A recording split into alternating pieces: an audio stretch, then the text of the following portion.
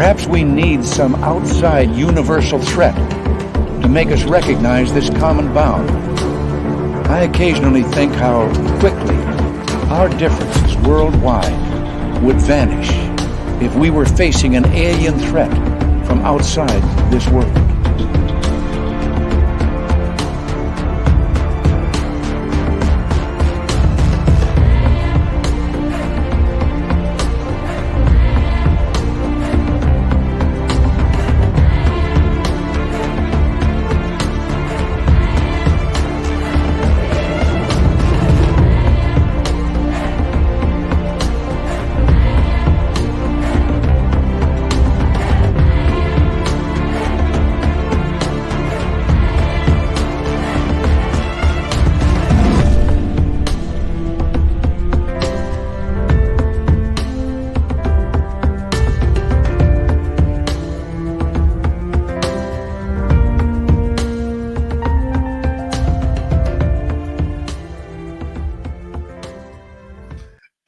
Welcome to the Friday night edition of Spaced Out Radio tonight. My name is Dave Scott, and we are glad to be here with you tonight.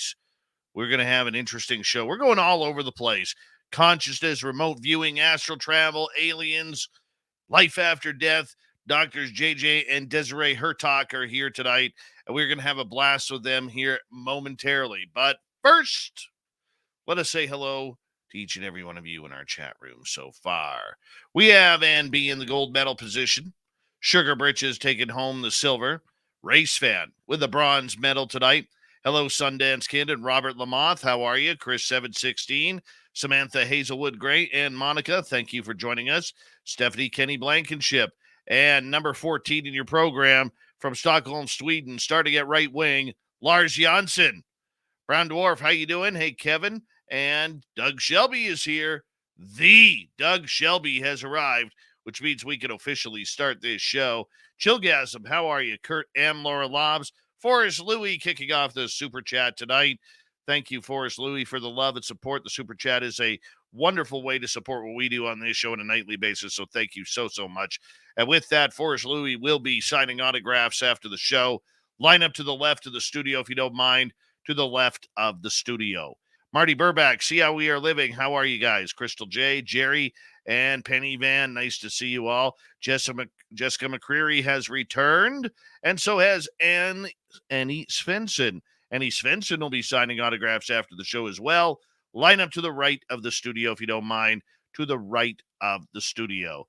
Hi, W. David Page and Russell Gill, Jessica and Sensational Sherry. Nice to see you both. Pixie Lara and Les Paul Holland, nice to have you back. Thank you for joining us. Taywaz, where you been hiding? Thank you for coming back. All right, continuing on. Who else do we have here? We got Kathy Evans, Christine Lynn, and Chris Teen. How are you? And who else is here? Guy Calgary, how you doing? Political Foolishness, welcome to SOR Chat. Evan Walters, still pissing me off, but in a good way, my man. All right, there's Jenny. Nice to see you, my dear. Deb from SAC, thank you for coming on in. Izzy Stradlin, Beth, good to see you. And the lovely Cosmic Floor has returned. And we are so far caught up in our YouTube chat tonight. And yeah, we've got a busy show. You know what? The one thing that I love talking about, we don't do it enough, remote viewing. Remote viewing is so powerful.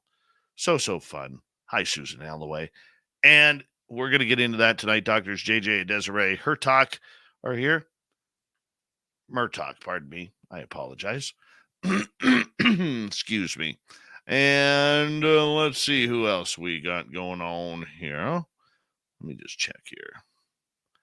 Hurtak. Yeah. All right.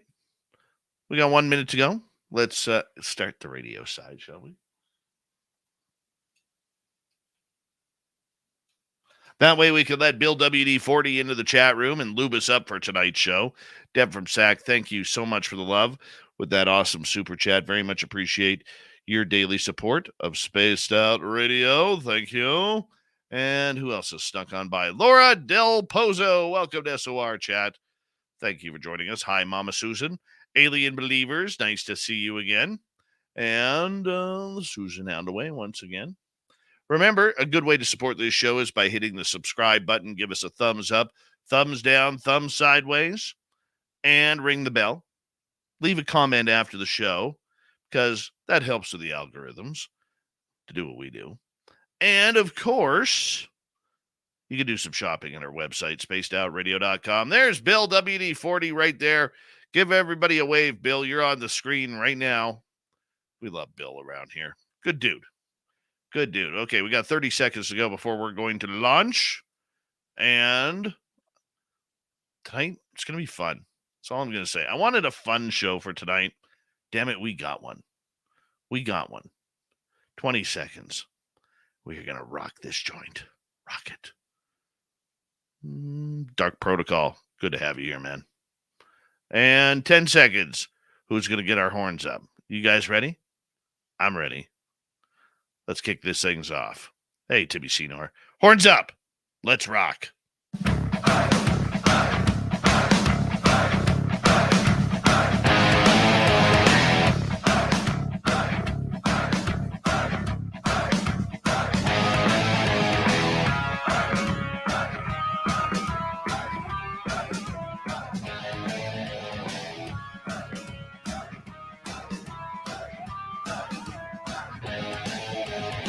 From the mountains of central British Columbia to you listening around the world, this, my friends, is Spaced Out Radio. I am your host, Dave Scott, sitting in the captain's chair of SOR headquarters. We welcome you to tonight's show on our terrestrial affiliates around North America, digitally on Odyssey Radio, TalkStream Live, and KPNL. All of our archives are free.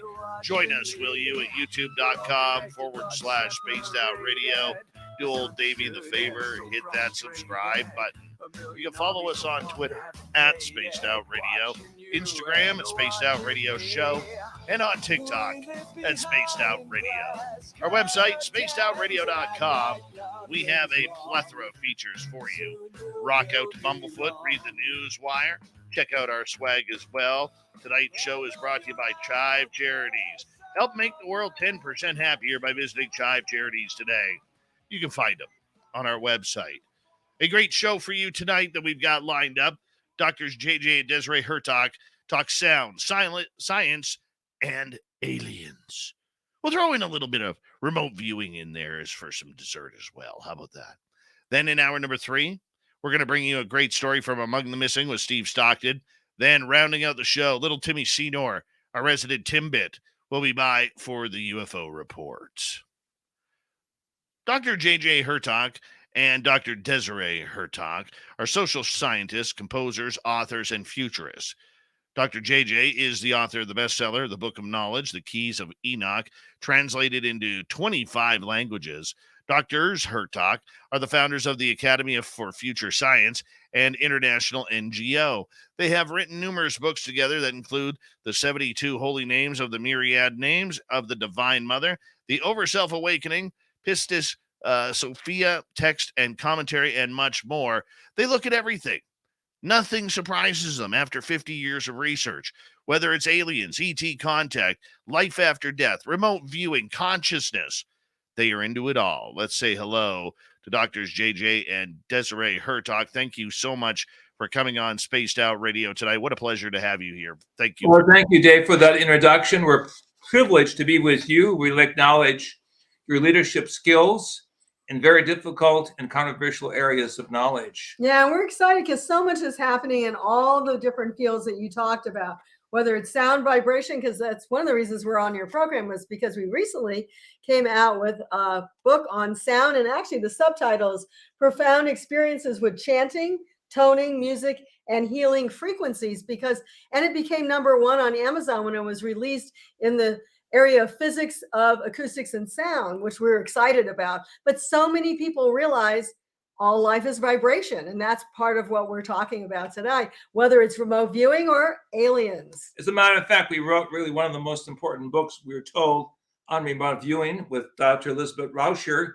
from Stanford Research Institute, called Mind Dynamics in Space and Time. It's 800 pages of what I call the real X-Files, the ability of the mind to see distant objects, to retrieve information without the use of any technology. So many questions right off the bat. But I have to tell you, the whole sound thing I find very profound. And the reason why is a couple of reasons. Number one, I live in the middle of British Columbia, which is surrounded by Indian reservations. And I get to talk to a lot of great elders of the First Nations community around here. And one of the things that we were talking about was drumming one day. I have a blessed Indian drum that my daughter made me for a high school project. And the only way she could present, she went to have it for me for Christmas a couple of years ago, but she couldn't give it to me for Christmas because it hadn't been blessed yet. And the only way you're allowed to give out an Indian drum is if it's blessed. So one day I was playing the drum out in the forest with my buddy Paul, and we were out in a Sasquatch area trying to look for Sasquatch, trying to bring them in. And all of a sudden, I had communication with this Indian spirit. And this spirit thanked me for the drumming. And he said, "You're not going to see anything here. You need to go to another spot." And he showed me that spot in my head, a spot I'd been to many a times. And he goes, "You're going to see something really cool." So we packed up my Jeep. We drove 15 minutes to the other spot, parked, hopped out of the vehicle. And going into 2022, I said, I want to see one thing in space this year. I want to see the satellites from Elon Musk in the big row. So as we pull up, we get out of the vehicle. On the east side, looking east, we have the northern lights surrounding us.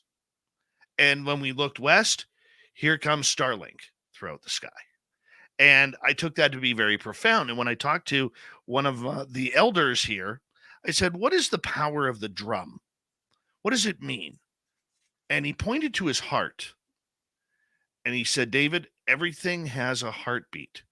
And when you bang on the drum, it resonates from the heart. It sounds like a heart.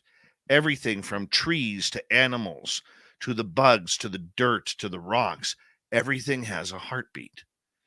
And it all resonates as one." And that changed my entire perspective on the power of sound and the power of nature coming together. So when I looked at what you guys were doing with the power of sound, how similar is it what you're doing comparatively, Dr. Desiree, to what the First Nations believe has been going on for centuries? Well, we covered everything in this book, which we love. That's the great thing. We start with the fact that plants themselves have sound vibrations, and that's so key. Damanhur, I don't know if you're familiar with that place in Italy, but actually they have a certain instrument that you plug in one part to the leaf and the other to the soil, and the plants literally sing. I don't know if we have time later on to play some music that we put out. I don't know if you got that, Dave, from... I did get it. Okay, we can listen to that. That is literally plant music. Our friends in Australia who gave us this and have the CD called Sacred Resonance, they actually go and take a whole arboretum and they put about 11 or 12 of these instruments there, and they have a whole like night concert with the public that come in and listen to the plants singing to them. So that's just one aspect, but literally all life is vibration. And yes, we're constantly putting out that energy. Animals are, putting out sound frequencies we can't even hear, but they can often hear amongst themselves, of course, depending on who and what. And it's just, I think even healing, and that's one of our aspects of the book. As I said, we had many. The planets themselves also have sound. Don't forget, it's not just nature. It's the whole planets now have sound. So in our work as anthropologists, archaeologists, linguists in the jungles of Brazil, we had some exceptional experiences of getting to know some of the tribes, which led to our being made honorary chiefs. I'm showing a picture for those who can see your program. Down in southern Brazil, this is a honorary headdress, making us an honorary chief from the Xavante peoples in southern Brazil. And they taught us the importance of sound, how they can communicate with each other over great distances. In fact, using psychic powers even to control, shall we say, cloud formation when was needed. And of course, this gets into the situation of a lot of lost knowledge that we believe needs to come to the foreground if we are going to be prepared as a planetary society to make contact with cosmic civilization. The indigenous, in my opinion, are the mainstream of that which has been overlooked by Orthodox science and Orthodox religion. That is to say, we are living transducers or sound devices inherently by birth. Now, do you guys want to play the music now, or do you want to wait for it? Well, let's take a little bit first to give our listeners a foundation. Our work began many years ago. I was teaching at the university what is called biofeedback and alpha wave training. My work was at the University of Chicago with Joe Kamiya, who was one of the leading engineers at that time. And then I branched out into areas with Andrei Puharich, a noted physicist, psychologist who was interested in mind over matter communication. I had the opportunity also to work closely with the natives in plant communication, and also the authors of a book called by Marcel Vogel and Christopher Bird, Secret Life of Plants. And that was a bestseller at that time, but it really brought together the fact that science has overlooked the natural vibrations that we are connected with and have, as it were, the ability for interspecies communication. Yeah, so plants are really important. They're talking to us, they're feeling us, they're reacting to us all the time. So let's hear this if you can play it now. It's literally the plants singing, and our friends didn't add any tones, they just augmented certain tones. All right, here we go.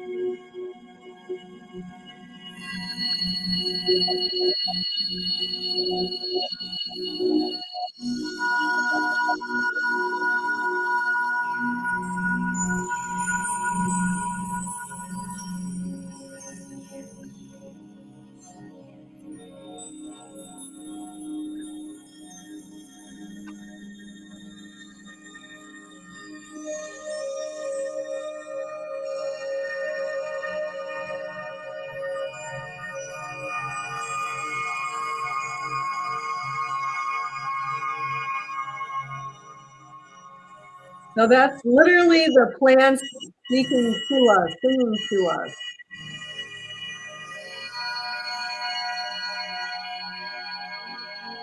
We are parts of a wonderful nature. Nature itself, down to the lowest organism. Everything in the plant system has the vibration that if we have the right equipment and help us hear the sounds, we have no equipment for this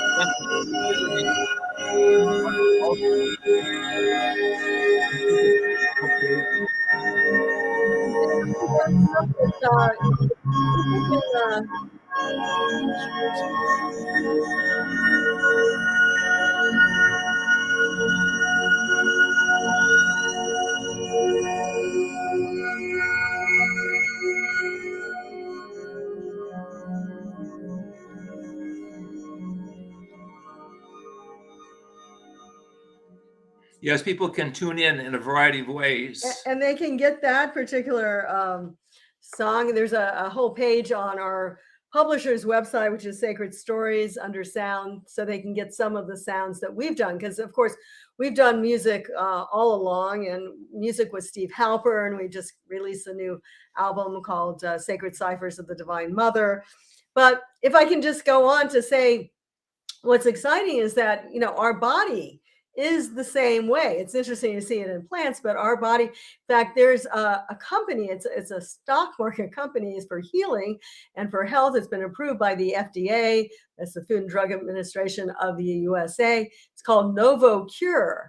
And they took their technology from this doctor who actually came out with a whole series of frequency vibrations that you put on, especially for like certain types of cancer. They're working mostly in glioblastoma, which is, and it's called tumor treating fields, if anyone wants to Google The that. most serious brain cancer. And it's very much like the Rife device. Dave, you're probably familiar with the Rife device. That was, it's a healing device that would come out with certain frequencies. But Rife was always looking for the one frequency that would kill this or change this or augment that. And now they're finding out it's a whole orchestra. It's a whole symphony. So they actually feed multiple frequencies in these tumor treating fields to get rid of certain types of cancer. Again, brain tumors. First and foremost, they're working to expand that. So this is a whole new horizon we're moving into. We're beginning to realize that there is another language that we can call upon for information gathering, for healing purposes, for the generation of multicultural understanding, and of course, even to reach out into the higher dimensions. And that was exemplified in Steven Spielberg's movie Close Encounters of the Third Kind in 1977, the classical film, where at the end, the NASA engineers and scientists are using music, quavers and semi-quavers to make contact with the higher intelligence. So we've been involved with much of the research behind the scenes, from plant communication, Chris Bird and Marcel Vogel, to those dealing with the astronauts in outer space, Eugene Cernan and others who heard musical sounds on the other side of the moon. So we know that there's a whole new spectrum of vibration that we can draw upon to increase our power of knowledge and experience. I just want to go over kind of what I experienced with that. That hit me in the heart and in the soul. And it actually started to bring tears to my eyes because it was just so beautiful. And then my next words were, "You damn vegans, killing plants like that." I mean, that was honestly, I just have to say what's on my mind. But that was amazing. And the fact that was being able to be recorded from just a regular plant, I mean, it really goes to show the power of nature really is upon us in so many different ways of consciousness.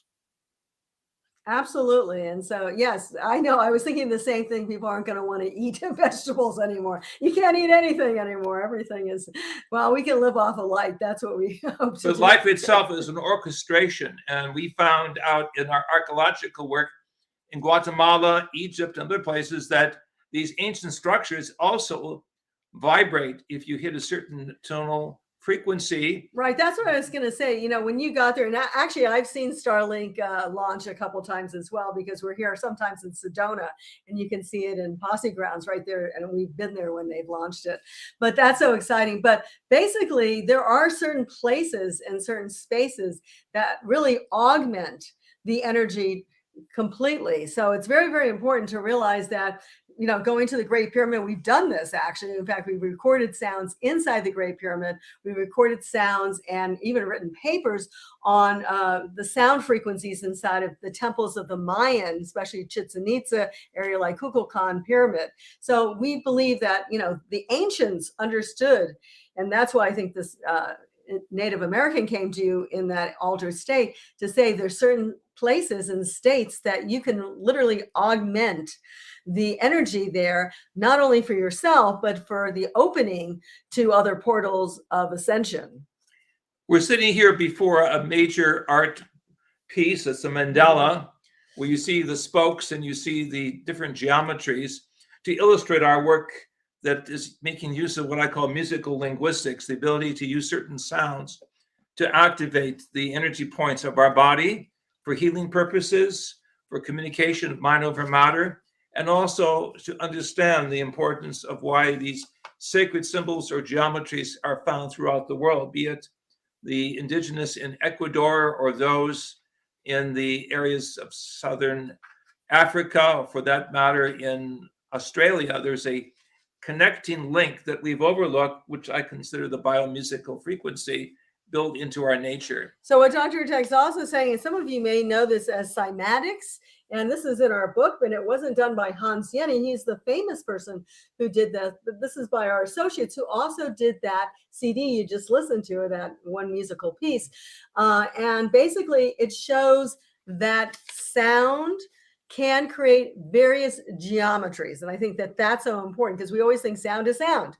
But, you know, here when you're beating the drum, you're actually creating sacred geometry in many ways. So you're not only augmenting and doing the beat of your heart or the heart of the animals around in nature, but you're also, in addition to that, creating this geometry. So geometry means sound. Sound means geometry. And sacred geometry opens the heart to the greater environment of life. And so building upon this, there's a whole new language. We would call it a language of higher communication, proto-communication. Some might call it even extraterrestrial grammar, where we can reach out and make contact through the vibrations of the inner heart and the inner mind. And I know half your audience is just audios, but I'm going to hold it up anyway again. So one of the circles is 38 hertz. The other one is 64 hertz. For those of you who can see that, you can see the total different geometry for each one. And people have really played with all the different frequencies on this. I'm going to hold up another one that's even better and bigger. This is one that was done by Hans Jenny, the Swiss musicologist, who was able to show how certain sounds evoke a sense of vibration that can even shape the particles, the dust particles or the sand particles, or for that matter, even micromatter into certain geometric forms like the platonic solids. So I know we want to get into a lot of other conversations, but I appreciate people listening to the information of our recent book. And what's very interesting is that how these geometries are really part of us. And people are now looking at also ultrasound.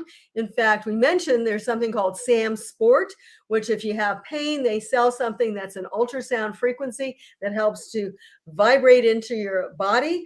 But now people are talking about the fact that ultrasound can be used for lots of different healing and health, and this would be medical health modalities. There's a friend of ours, John Stewart Reed, who is actually looking at sending frequencies into the body. Well, he's doing this with doctors and looking to see if he can see the cells inside. This is by certain types of, it's called a cymoscope. And if he can see inside, he may be able to tell the doctors which cells are cancerous and which cells are not. And so this is all with sound frequencies that are able to literally look at what we're all a part of. So we can use sound to turn ourselves inside out. We can use sound to reach across the spectrum and connect with all cultures through certain biofrequencies of music. In fact, we can consider ourselves now on this stage of opening the new chapter in the Book of Life, realizing that we are multidimensional beings of energy composition, sending and receiving energy signals like a radio station, but with higher purpose and hopefully with higher law, higher love, and higher compassion. What's amazing is the vibrations, as we got about 45 seconds left before we got to go to break at the bottom of the hour. It actually looks like crop circles. So when you held up that one picture of the dust, it looks like crop circles, what we're seeing in farms. That's right. And when I talked to one of the British investigators years ago who wrote a book called Stonehenge Decoded, he acknowledged that his work, this is Gerald Hawkins, who was later a British ambassador, that the crop circles show musical qualities. That's why he came to talk to me and I with him, realizing that when we were in Europe in some of these crop circles, we could actually feel musical frequencies that were still in the field. And maybe that's how they were made, from above down, but we know you have to go for your next break. So let's hold on here, because a lot of interesting conversation happening so far on Spaced Out Radio with Doctors JJ and Desiree Hurtak. Sounds, remote viewing, power of the mind. Well, let's get into that next when we return on Spaced Out Radio. What can we make our mind do that we think is impossible? Next on the Mighty SOR. Stay tuned.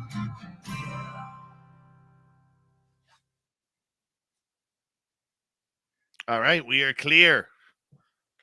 But are people still listening to what we're saying in the breaks? Oh yeah, they can all hear. They're all excited. Well, I think that's real exciting, because some people have talked about, we've been in crop circles. In fact, we were in the pi crop circle, the 3.14 ... In England. And, a lot of people think it's like a flash of light, but in actuality, it may also be a frequency of light that comes down. And because they're not, of course, there's a few fake crop circles out there. In fact, there's been a few this year being seen. I don't know if they're fake or not, but it doesn't take a long time for someone to walk with some sort of what do they call that? Like a sled that pushes the grass down. Like Doug and Dave. Yeah, like Doug and Dave. It's like instantaneous. And we were in the crop circles also in Hungary. Yeah. When the Russians pulled out in the early 90s, and we were there with Ibi Duba, who was a very famous Hungarian opera singer. And as she was singing, as we were walking, we could actually feel the resonance building in the crop circles. And then all of a sudden, a military helicopter came down, took pictures, and wanted to know what we were doing. I said we were measuring the geometries of these crop circles, which we believed had a musical resonance, a clear clue to a higher level of contact with cosmic intelligence. No kidding. In fact, and there's crop circles that have been seen in Brazil, actually, in the south part of Brazil, also in Germany. We've been in the one in Germany. Our friends have been in the ones in Brazil, and of course in England. And I'm excited to see. There was at least 2 or 3 I saw come across my desk, so to speak, this year. So it's something to check out if you ever go to England this time of year. It's only this time of year, of course. My colleague Colin Andrews, who worked with the British Army and has put together a very sizable manual of different crop circles, believe that this is a preparation, orientation period we're going through right now. But we have to say how Colin got involved in this, okay? So he lived out closer to the crop circles, and he kept saying, oh, I don't know if I believe him, I don't believe him, things like that. And then he kind of started visualizing this geometry. And the next day, no one knew he was visualizing that. The next day, that was a crop circle. So he goes, I'm totally convinced. So it's part of that remote viewing, I think, in some cases. Of course, he was a major player in bringing. And that day, November 26th, I believe it was, 1977, was the same day that I was in Mexico City talking to reporters regarding spaceships that had been seen over Mexico City. So we felt a telepathic communication signal. Later, we were to team up and do some work. But again, going back to several ET hypotheses and musical traditions, the indigenous that we work with in Brazil, Mexico, and Guatemala speak of these very important orbs of light that come with a certain sound, a beautiful frequency through their villages at night. Others have a metal frequency or heavy metal frequency, which they feel are the opposition that are there to, pirate their soul or spirit. But I have to say, when you talk about these other levels, we feel it's just like Earth. You got 10% of the people you never want to meet and never want to be close to, but the rest of them are good. Some of them are still trying to figure it out, and the other ones really have some enlightenment. So we feel the local heavens are just like that, whether you look at ETs or what we call extra celestials, those that can appear, like even that indigenous man that you talked about. But music and harmonics, we believe, is a very important tool to prepare us for cosmic contact. That is very important. It's not just the supercomputers that we see at the end of Steven Spielberg's movie, Close Encounters of the Third Kind. It is the vibration of the human heart that you, Dave, just experienced. That type of music from the plant kingdom, even from the dolphins, is preparing us, I believe, to reach beyond the technical, bureaucracy that prevents us from making contact telepathically and musically with our cosmic counterparts. I love it. We got about 1 minute to go here before we got to go back on the air. So I'm enjoying this conversation very, very much. So thank you. Well, we can get into maybe remote viewing, because that is something that we've worked a lot with. I want to talk about the power of the mind first. Okay, well, because there's a lot of cool stuff regarding that I don't think we're really tapped into, and it'll lead into the remote viewing conversation. Okay, yeah, it will. Yeah, that's going to be fun. That is going to be fun. Hi, Ross Dogs. How you doing? Remember, buddy, full support. Full support. And any other agents and agencies tuning in tonight, hello, how are you? Welcome. And thank you. Give us a call sometime. You already have the phone number, so I don't need to give it to you. Yeah. All right. 10 seconds. Thank you to Louie and Deb for the amazing super chats. And of course, hit subscribe on our channel. Here we go.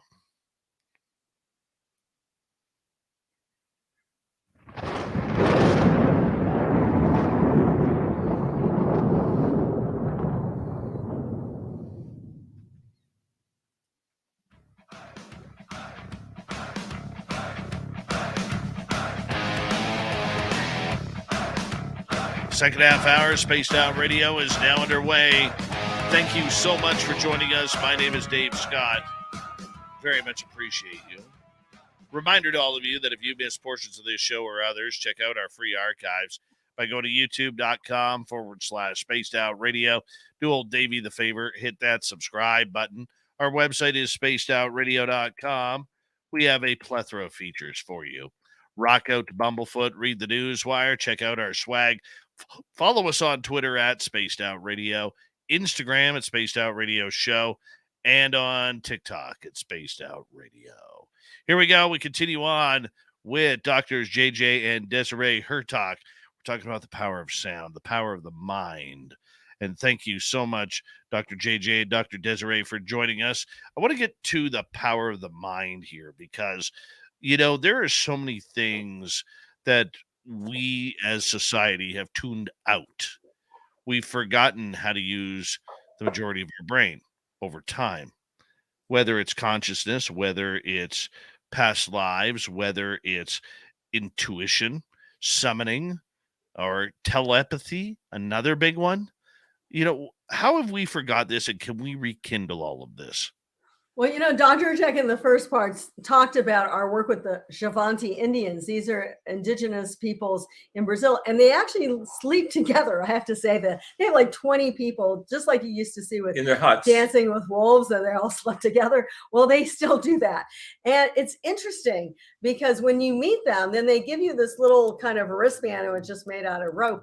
And all of them are like half the communication they do is in your head. And in fact, for us, after a while, it gets a little bit too much, because we're used to being individualized. But they really have that ability to go back and forth. A friend of mine was actually also working with the Amazonian Indians, and they're all communicating that way. So we don't realize it. But the people who, and I have to say, they are literally living in the same room together. I think that there's a connection. It's amazing that we've experienced. So the indigenous use both sides of the brain. We know through the work of Roger Sperry in the United States that we basically have the left hemisphere, which is scientific and logic, mathematics, the right hemisphere, which deals with metaphysics, music, and multidimensional art. And we have found through music, you can unify the left and right hemisphere very effectively. And this is done through certain mantras, through certain sounds that are pleasing to the mind, that awaken the mind so we can use more of the mind than the quote unquote 10% that you hear in the textbook. So we are writing basically with hundreds of other young scientists, the new text of showing us that we have a holistic side of our creative story. Right. So if you look at it, we really are vibration, and our thoughts, this is what's important in terms of our own cosmology. We don't think that consciousness resides in my brain or in his brain. We think consciousness is a field. This is something Lynn McTaggart and others have talked about. I think she wrote a book called The Field. And this is our premise as well, that we basically are antenna, senders and receivers of information. So we can be really positive about things, and then we'll receive actually that positive energy. We can be negative. We receive more and more negative energy. That's how it really seems to work. And we can receive other levels of information. So this means that our mind, as well as our material universe, come out of consciousness through sound patterns or waves of energy. And now we realize that that sound has color, has texture, has depth, has even geometric form under certain conditions. And these can be, as it were, turning points in our personality, shall we say, changes that are going on, or the ability, as we saw in our work in Egypt, for Elizabeth Rauscher in Arizona to reach out to the power of the mind and see us under the ground, unbeknownst to her, where we were some 8,000 miles away doing archaeological work. So we are discovering the mind has tremendous potential when we see that we can work with different levels of sound and frequency. And, you know, it's scientific because it comes back into what science is starting to understand with quantum physics. And they've done something called non-locality. You probably covered this on your show, but I'll just briefly talk about it. That is that you can actually split apart a photon, for example, light, and you know, you can send one part. Even China has done it all the way up into their satellites, and you shift a little aspect of it on Earth, and instantaneously, not with the speed of light or sound, it shifts wherever the other part is, wherever its sister particle is. They've done this with electrons as well. So, you know, that's non-local entanglement. And we think that we all have that aspect. And of course, families more so, and because we've been connected with family. So mothers oftentimes, and I know, sorry, you just had a situation in your home, but that mothers can tell where their kids are. Oftentimes they don't even understand that, and because they're entangled with them. And Rupert Sheldrake has done a lot of studies, and I love his research with like even cell phones. Like, and I also often say that's a great way of training yourself. So if someone's calling you, he's analyzed the fact that you can tell oftentimes, more often than not, when it's your family calling you before you look at your cell phone, just out of nature. Just so Desiree is talking about new science. We call future science science that is based upon consciousness expansion.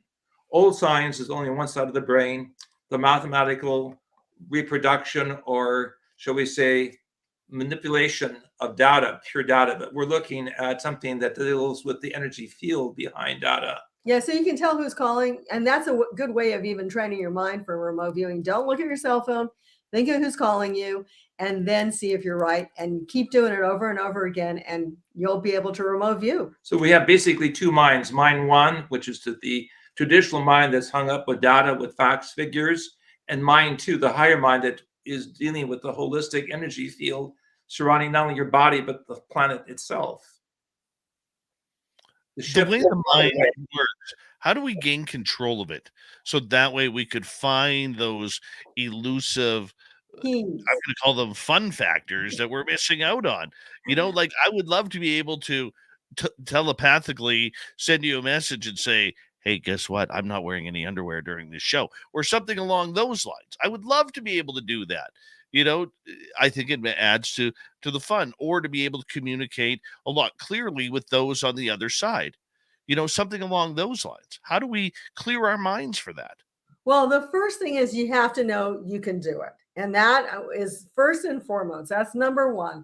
Understand, and that's why we've done the research. You know, here's Mind Dynamics in Space and Time, shows a lot of the research, not everything that's been going on for years, that you have the ability to do this. Now, it's interesting.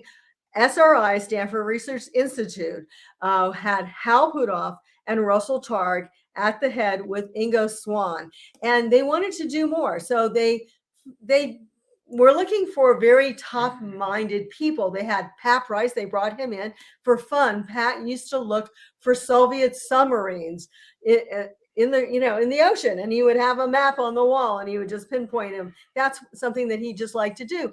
But then they invited Hella Hammond, who was just as good as all the rest of them, and she was a secretary down the hall. So all of us can do it. I think that's number one. No scientific training she was able to pick up, even on, shall we say, Russian military bases. So we have to quiet the mind, number one, and get rid of all of the background chatter that distracts us so we can't focus. And then you don't do any intellectual overlay. You do the first thing, you write down or draw pictures, usually how it goes, of anything that comes into your mind. If we're saying, like, what do you see at this location? And that location can be a bunch of numbers, but you are there as part of that instantaneous knowledge. And number two, if you're positive, you can begin to feel the vibrations flowing through you, and you're not fearful of information that may be something that you don't understand at first. Like you feel the sounds of the dolphins without seeing the dolphins, or you feel the magic and the mystery of the tree leaves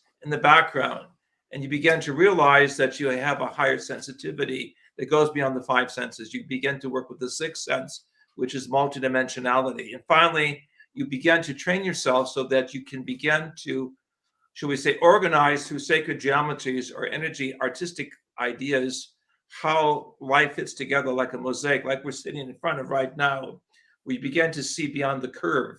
You begin to see out of the sides of your eyes. You begin to see, shall we say, distant places that do not surprise you, because ultimately we are all connected as a global mind of consciousness. Yeah, that's what you have to know. And really, this also works with other realities. I mean, we're talking about maybe how Elizabeth looked at us in Egypt, or how some of the work with Russell Targ looked in Russia. And we can talk about that in a moment. But I also want to emphasize that that's this space area. But there's other spaces like those who have passed away that you can also tap into. Oftentimes they are happy to communicate. They don't want you spending your life doing it, of course, because you have to get on with what you need to do. But they're happy to tell you they're okay, or give you insights from time to time, like, you know, you shouldn't be seeing that girl, you should be seeing that girl instead. I mean, there's just different things. So we put together this book, Mind Dynamics in Space and Time, with our co-author, Elizabeth Rauscher, who before she died wrote over 450 scientific papers. She would have gotten the Nobel Prize had she lived longer, in our opinion. This is the real X-Files, the power of mind over matter, the God-given spark that we have within us to reach out and connect with all life if possible through positive thinking, and we would call energy frequencies that are like the musical keyboard. We just begin to play with a larger keyboard. And guess what? We begin to realize what the ancients talked about as the gifts of the divine or Holy Spirit are simply the gifts of new science or consciousness that we begin to use in a very useful and beneficial way. And I would say the ETs actually already do this, and we have the ability. We've just been slightly dumbed down. Dave, go ahead.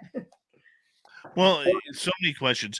You know, like, I know through my weird strangeness and my path over the last number of years, I don't know how I do it, but I know I can astral travel.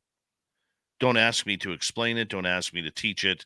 I just know that if I sit down in a chair and start concentrating and meditating on it, boom, I'm gone. And I can go anywhere. And I don't do it enough. I've tested it on a couple of people. I'm around 80%. On, including, asking my friend why she had rotten bananas on her countertop. And she was telling me how she was making banana bread the next day, which to me, that just blew my mind. But the whole point that I'm getting at is I don't know the difference between remote viewing and astral travel. To me, they're one of the same. Would you agree with that? Or is there more defined terms for it? I think we need to redefine terms that you've used. Astral travel is the ability of consciousness to travel across space and time, or interdimensionally see different objects or realities. Remote viewing is under that larger umbrella called the paraphysical dimensions of science, but is restricting the mind to see specific objects, specific targets that then are retrieved by information or by design, and then brought back to be confirmed or not confirmed by a third party or an independent party. Right. So it may be more of the travel space. I've heard people talk about astral travel where they literally move across, spaces, and they see themselves traveling. And I think that's what he's really trying to say. Although in some cases, maybe astral travel is remote viewing. I always like to point out there's a great movie on Amazon Prime, I guess, that's called Third Eye Spies. And that was created by Russell Targ, one of the fathers of the Stanford Research Institute remote viewing crew. And he said how they got the ultimately $2 million and then $6 million from the CIA. And there was a guy who was they were trying to get money. He was like one of the key CIA people. And he goes, well, remote view this particular location. So he gave them like coordinates, that's all, north and east. And so they actually they went over this ridge and they actually saw the details. It's called the Sugarloaf Project. That the NSA had, and this is back in the 72, had a spying location in the area where this guy had what he thought was just his log cabin, but they instead saw the Sugarloaf area. And the remote viewers literally went into the file cabinets and got the names of the top secret program. And there were several names because it was all connected with a type of game. And so they came back, told the CIA, and then they realized, hey, that's not what I was looking for, but what is over there? And they went to find it, and they saw that it was an NSA headquarters. And so the NSA is saying, why is the CIA spying on the NSA? And it went back and forth. And, you sure that no one was there to see this? No. Well, that's the inner talk between three-dimensional minds to three-dimensional minds. And the CIA gave them $2 million to start and $6 million. But we're looking at the ability of multi-dimensional minds, non-local minds, being able to reach around the corner and really show the embarrassment of bureaucratic management. So when Russell Targ, one of the principals, went to Russia and lectured to all the top Russian physicists and scientists who were interested in the same ability, he said there's no such thing as private or secret information. Anything can be known.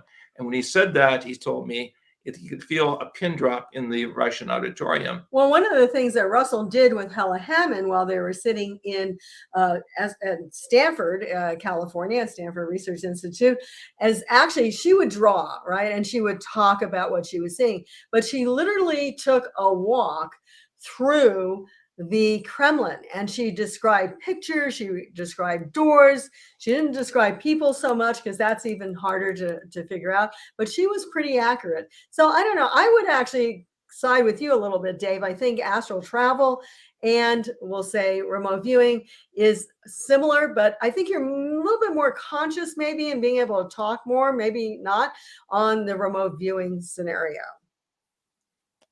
Okay, so why would one do this? What would be the purpose of learning this? Well, first of all, there's a ability to rapidly increase the area of new knowledge without having to go through years of the traditional methods of information gathering. But let's just say, and I always say this, it's actually part of my repertoire, is first of all, you can find your keys. That's the important thing. And second, when Elizabeth used to stay at our house, and I would say to her, Elizabeth, what do you want for dinner? When she wasn't going to go with me to the food store, but I was heading for the food store, she would remote view the food store. So you can literally use it for everything. That's the important thing. You can figure out where your boyfriend is tonight, if you want to remote view there when he's supposed to have been home. There's anything and everything. And I think that's a better way of really communicating. Plus, there's a couple of things. Stanford research showed that you can remote view the past. And now even Russell Targ is working on precognition. He was able to do one of his projects to prove remote viewing was also precognition in the silver market. And they actually made money so they could see if the silver market was going up or down. Should they sell or should they buy? And literally they made money. And the University of Colorado Boulder did the same on the stock market with amateur remote viewers. You can Google that. And I'm not telling you to use it for making money. But they could do it only for a certain period of time. So there's a type of ethical correction that comes into place. That's why the Americans were better at this than other countries, is there was ethical norms to be used. My work in archaeology, for example, put me into areas that would take years to go under the earth or under the ocean. To do this work would cost tens of millions of dollars. As an independent archaeologist, I would not be able to do this unless I had mental sensitivity to work with another person who could look at a distant location, say that is something that you need to look into. So we're saying this in the context of a sociology of positive thinking, a science that has ethics rather than no ethics, in an appropriate use of knowledge and respect for territory and objects. And thirdly, and most importantly, the recognition that we are being moved into a universal university program, so to speak, as we are being prepared to work with our cosmic counterparts, those intelligence in space. Astronaut Edgar Mitchell called the cosmic cultures. We are being prepared ultimately to make with our, shall we say, our cousins, cosmic cousins, and we're going to do this largely telepathically through the power of the mind, through the music of the heart, through the creativity of that part of the mind that's been repressed and closed down by orthodoxy. This is the part that was historically recognized as that of the Holy Spirit or the divine spirit or the inspirational side of life, that now is something for real that we can use to make this change that's so important in the next few years. We've got 3.5 minutes to go before we have to go to break at the top of the hour. Doctors JJ and DESIREE Hurtak are here tonight talking about remote viewing. The idea behind it is, for me, is trying to figure out what is my imagination and what is it that I'm actually seeing. I've talked to many people who are amateur remote viewers who've tried this, and they seem to have that lack of confidence that they are seeing what they're seeing, and almost it becomes like a guessing game after that because they're not confident in what they're seeing. How do you build that confidence that you are truly seeing an object that you're targeting to see? No, practice makes perfect. I mean, you really have to test it out. And we tell that to everyone. It's like a musical keyboard. You play until you become sensitive to the higher vibrations or the more subtle vibrations.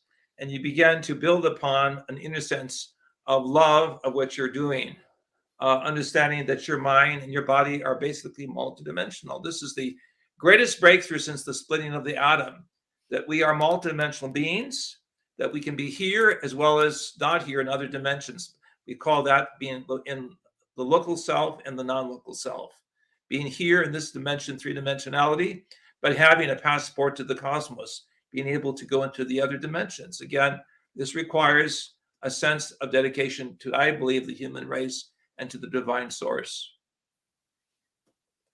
Awesome. Okay. So I get that. So basically it's a trust in your intuition. Correct. It's building that trust. It's allowing you to make errors, but to see through those errors of what's a guess and what your target is. So if you were to pick a target right now and not even tell us, by the end of the show, could we find that target? Could it be, is it that simple? Well, we often do that with lectures. It's a little easier when you're standing all in the same room, but yes, I mean, we've actually done that. My friend actually teaches remote viewing on a regular basis, and that's what you do. You actually pick a target, or the leader, I could say, picks the target, and then you guys, we can try that if you want. Let me see if I can pick something right now, and we'll put that energy out. Although, you know, I have a complicated space, but we can try it a little bit later, see what people pick up on. Oh, I love it. I love it. We definitely have to do that. Can you do it for fun? Of course. You should only do it for fun. I don't Life think you should be a do it for money. joy. Life should be an experience of discovery and rediscovery. And that's the whole purpose, I believe, of life in this incarnation, is to help humanity evolve and to reach higher and more dynamic levels of experience, creativity, and balance between what historically was the opposition between science and spirituality. The two can converge on higher levels where they're in opposition, and lower levels where you have to have only a certain type of knowledge or a certain type of language. Musical physics, acoustical physics, is that bridge work between the biophysical nature of our inner body and the higher spiritual nature of our supreme, our outer body. They come together, they resonate, and we dance. I love it. I love it because to me, it is something that I think we should all spend more time trying to do, trying to accomplish, because playing with the mind is a lot of fun. I'm not talking about mind games that we tell, you know, that we play on people. Okay. We're not talking that at all. We're talking take your mind and get out of your body for a while. It's amazing who or what you can see. And, you know, I always like to say in my experiences, a lot of times you see more with your eyes closed than you do with your eyes open. And it's a beautiful thing, man, when you could go absolutely anywhere. Doctors JJ and DESIREE Hurtak, our guests tonight on Spaced Out Radio. Will continue with remote viewing, communication with extraterrestrials, your questions, Holy cow, we got a jam-packed second hour of the show coming up right after this on Spaced Out Radio. Stay tuned.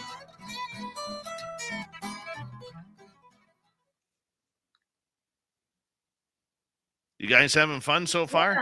Yeah, David, and we can talk about in the next part, maybe communication with extraterrestrials and ultra celestials, as we talk about sometimes. Yes.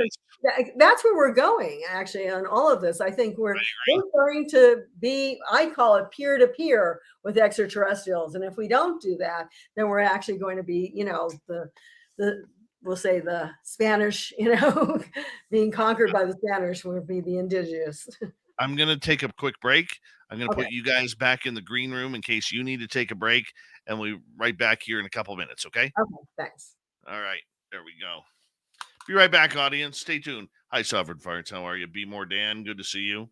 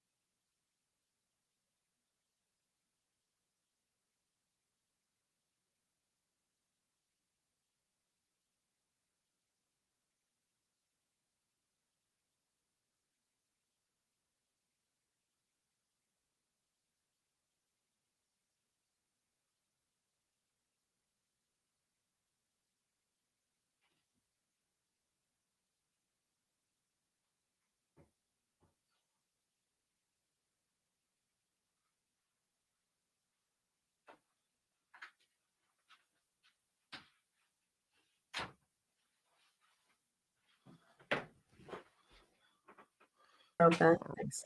We are back. So we got just about a minute and a half to go here. Okay, so we can talk about ETs. Is that a good thing? And But you're right on target. We like aliens around here. We can continue with you as leadership. Well, we find out that most questions are really elementary. And I think we need to have very sophisticated questions or continue our conversation with you. No, that's okay. I'm sure your group is great. So thanks. Yeah. Looking forward to having everyone's ideas on this. We really love your program that you did on Crush. I mean, we could pass on some questions if they're too basic. Yeah, we're on line.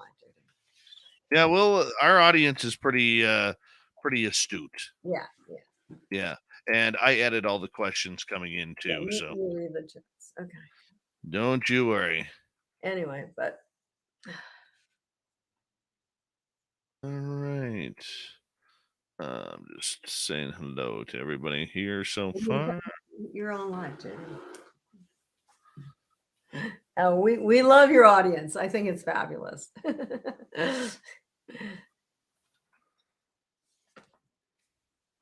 We just also love Dave, and has such great Dave is good. Here we go, everyone.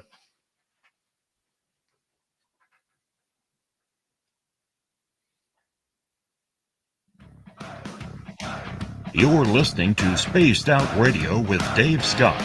Follow Dave on Twitter at Spaced Out Radio and on Facebook, Spaced Out Radio Show. Here we go with hour number 2 of Spaced Out Radio tonight. Good to have you with us. My name is Dave Scott. Thank you so much for taking the time to join us and earning your listening ears wherever you are on this beautiful planet we call Earth. Hello to everyone listening in on our terrestrial affiliates around North America, digitally on Odyssey Radio, TalkStream Live, and KPNL. All of our archives are free. Join us, will you, at youtube.com/Spaced Out Radio. Do old Davey the favor, hit that subscribe button. The Desert Clam has set the password for tonight in the SOR Space Travelers Club. Kenodoxy. Kenodoxy is your password. Use it wisely, space travelers, as the Clam sets the password each and every night right here on Spaced Out Radio. Our website is spacedoutradio.com. We have a plethora of features for you. Rock out to Bumblefoot, read the news wire, check out our swag as well. Follow us on Twitter at Spaced Out Radio, Instagram at Spaced Out Radio Show, and on TikTok at Spaced Out Radio. We're talking about the mind, the consciousness, the sounds, and the power around us. Yes, our guests tonight, JJ and Desiree Hurtak. Their website, if you want to check it on out, keysofenoch.org is their website, which I highly suggest you check on out. You can find their books there as well. Doctors JJ and Desiree, thank you so much for joining us. And we're going to get into a little bit of ET contact here, because for many of us listening and being, and some of us who are hosting, we've had our own ET contact. We've had the downloads. We've had the shapes downloaded to us, maybe binary codes, messages from beyond that we cannot translate. How often is this happening, JJ? It's happening all the time. There's tens of thousands of documents being collected. My late colleague, J. Allen Hynek, an astronomer at the University of Northwestern in the Midwest, put together a center to study all of these reports, but it became so voluminous that it was difficult to keep up. It's the interpretation of the event. It's not just the phenomena, it's the noumena, what the Greek philosophers said, the information inside the code. So we're trying to move people beyond all of these spaceship stories into really what is being behind the mechanism of travel from one universe to another, one planetary system to another. Right, and we still want to support MUFON, which continues on with information. But you have to look at it. The government has changed the word from unidentified flying objects to UAPs, and they're actually even changing that to unidentified. I think it's anomalous phenomena, because not even just aerial phenomena. And the reason, full spectrum. Yeah, the reason for it is because it's not that simple. It's not some cigar-shaped or circular vehicle flying over somewhere that someone sees. I mean, they're actually seeing beings that get out of spaceships. They're actually seeing ships themselves that actually break up into multiple pieces and then come back together. I mean, we were good friends actually with Gordon Cooper, astronaut Gordon Cooper. And in 1951, this is way before the government, because a lot of people will say, oh, those are just government, sightings or things like that. 1951, he knew what was top notch in government. He saw a flotilla of UFOs above him when he was flying on the border between East and West Germany. And the Russians saw it as well. As a test pilot. And did they put him in prison? Did they put him in a crazy place? No, they made him an astronaut.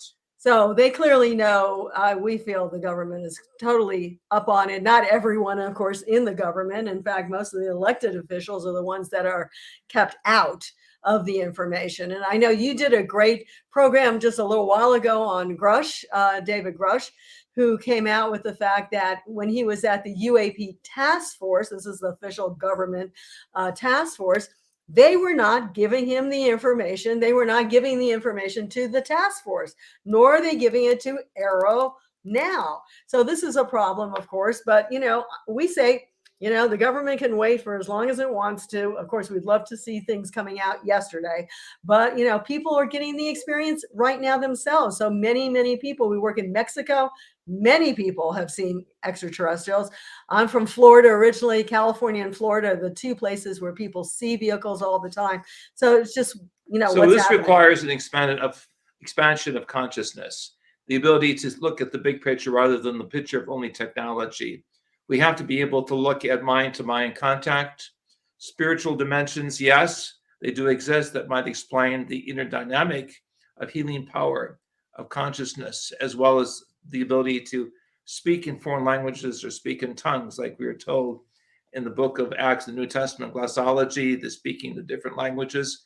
That's something that's you find in all major traditions. And just to tie to the past into the present as well, we often say, and this has been proven, that making contact, and we're part of a book by Alan Steinfeld regarding making contact, that you don't have to see an alien to have that communication. Just seeing a UFO actually oftentimes gives you that entangled connection, that non-local awareness, so that they're part of it. In fact, our chapter that we wrote in Making Contact, which is a book from St. Martin's Press, says that a friend of mine who had contact with aliens, but she was told to say certain things and not say others. This is what the aliens told her when she was sitting in a room with a friend of mine who was a lawyer, and he kept pressing her. He's a really good lawyer. Kept pressing her for more and more. All of a sudden, the shelf literally flew up in the room and things fell off of it, but it flew up, didn't just fall down. And she says, I can't say anymore. So she was a marine biologist who was working in the Atlantic. In the Bermuda Triangle, yes. So the bottom line is not UFOs, but IFOs, identified flying objects that communicate and in return evoke an experience of the human mind to communicate also. So there's a conversation that's important in the invisible that now becomes more visible.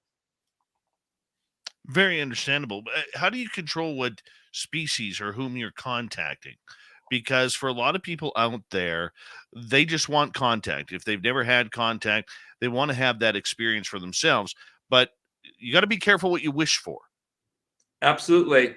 And that's why MUFON, the largest world organization studying extraterrestrial objects or science, if you will, has recently published a book entitled... Actually, the Extraterrestrial Species Almanac. That traces more than 82 different categories of cosmic intelligence. So that book will be in film documentation very soon, and that will give our radio audience and those who are seeing us right now the opportunity to go behind the scenes and to see, for example, how I could have this experience many years ago in Tulum, Mexico, and using certain sounds or ancient vibrational signals, and all of a sudden light appears around my body, an area that was noted because of the pyramids. I was using ancient Hebrew Aramaic mantras to, shall we say, bring a blessing on an archaeological site, a gathering, so we could find more information. And suddenly the light suddenly appears around my body, as you see in this document. At the bottom of the screen, you can see a woman's face. A man was taking a picture of his wife and was able to capture in a millisecond the light phenomena around my body. So there's more to contact experience. It's the volumes of information ready to be downloaded and used by the human race for the next chapter of evolution. But I think it relates also, whether it's extraterrestrials or, as we were calling it, extracelestials, what is your intention? And intention has a lot to do with things. So if your intention is to gain power or just, to be caught up in anything, then you may be subject to being abducted. And I do believe that abductions have taken place, and I think they still are taking place. We were just with Linda Moulton Howe, who is famous journalist, who is an expert literally in cattle mutilation. And you may be familiar with the fact that there's been recent cases of cattle mutilation. We believe that some ETs are what we call in the midst of genetic fatigue. That means that they've been cloning themselves so much that they need something from us and even the animals on our planet to keep themselves going. If you listen to Dan Burrish, who supposedly, and I believe he did, work at Area 51, the ET he met was in the midst of having neuropathy, and they were looking at how we can help them. So a friend of ours actually wrote a book, and he used to work for the CIA. His name was Virgil Armstrong. He wrote a book, They Need Us, We Don't Need Them. Now, that's for some levels of intelligence. The other levels of intelligence actually want to help us as much as we need it. We need better technologies, whether it's for free energy or just simply saving the planet. Breakthroughs in medicine, understanding of what I would call planetary change in ecology and environment, breakthroughs in education in terms of a more scientific curriculum that could be activated, et cetera, et cetera. So if we put out that energy that we really want to help humanity and we're willing to learn how to do it, then you're going to be attracting those levels of intelligence, because this is part of the consciousness field. The consciousness field is not just this planet. It's not just a global field. It's a multi-dimensional field. And the extraterrestrials often work from the 5th dimension to the 3rd dimension. We believe there's other levels of intelligence that even go beyond the 5th dimension. And that's why the ancient Greeks spoke of the music of the spheres, which is the stimulus for our new book called Sound, which is the ability to look at sound between plants, between animals, between humans and extraterrestrials, and even what I call ultra-terrestrials, those even on the highest of levels of spiritual knowledge and wisdom. So we're in this now with a great gusto of energy before us, new revelations before us, but inner attunements that we must make to be safe, sound, and positive in all that we do. Before we get into audience questions, I want to ask you about the arrangement that we apparently have with soul connections and the soul contracts that we allegedly sign for these experiences. Do you believe these are real? And do you believe that, we choose to, or we've signed on to be abducted? We've signed on for these examinations by our ET brethren? Well, I do believe that some people have come here to help some of those extraterrestrials, if I can say that. We talk about the praying mantis types. It seems that they're very, I will say, advanced in terms of their intellect, but they need other aspects. And I fall back to Linda Moulton Howe. We just did some great film with her, which you can find on Keys of Enoch TV on the YouTube.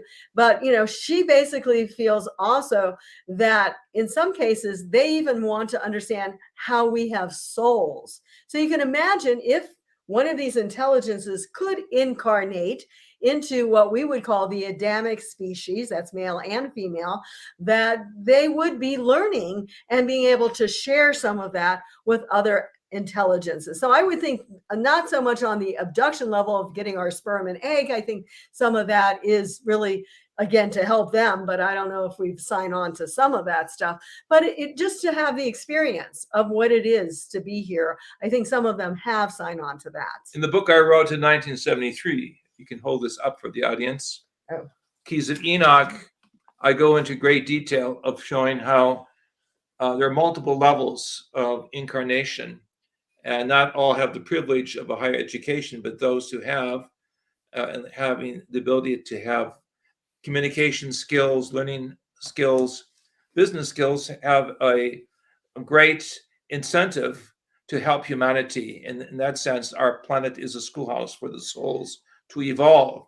And those that do not find the sufficient strength or the joy of life to understand how we can raise consciousness in the short life we have are given opportunities to come back and to, shall we say, go through what I call biogenesis, which is not reincarnation, but the ability to make the choices, to choose to be chosen, as the ancient prophets and mystics would say, to take a higher path and to make full use of the time and circumstance we have in this life. And if the book, The Extraterrestrial Species Almanac, is correct, and there's over 70 or even 80 different species and races, they don't all have the same agenda. And that's why it's very hard to say yes and no, because it all depends on circumstances. Who are we talking about? How advanced is that intelligence? What are they looking for? What are they trying to find?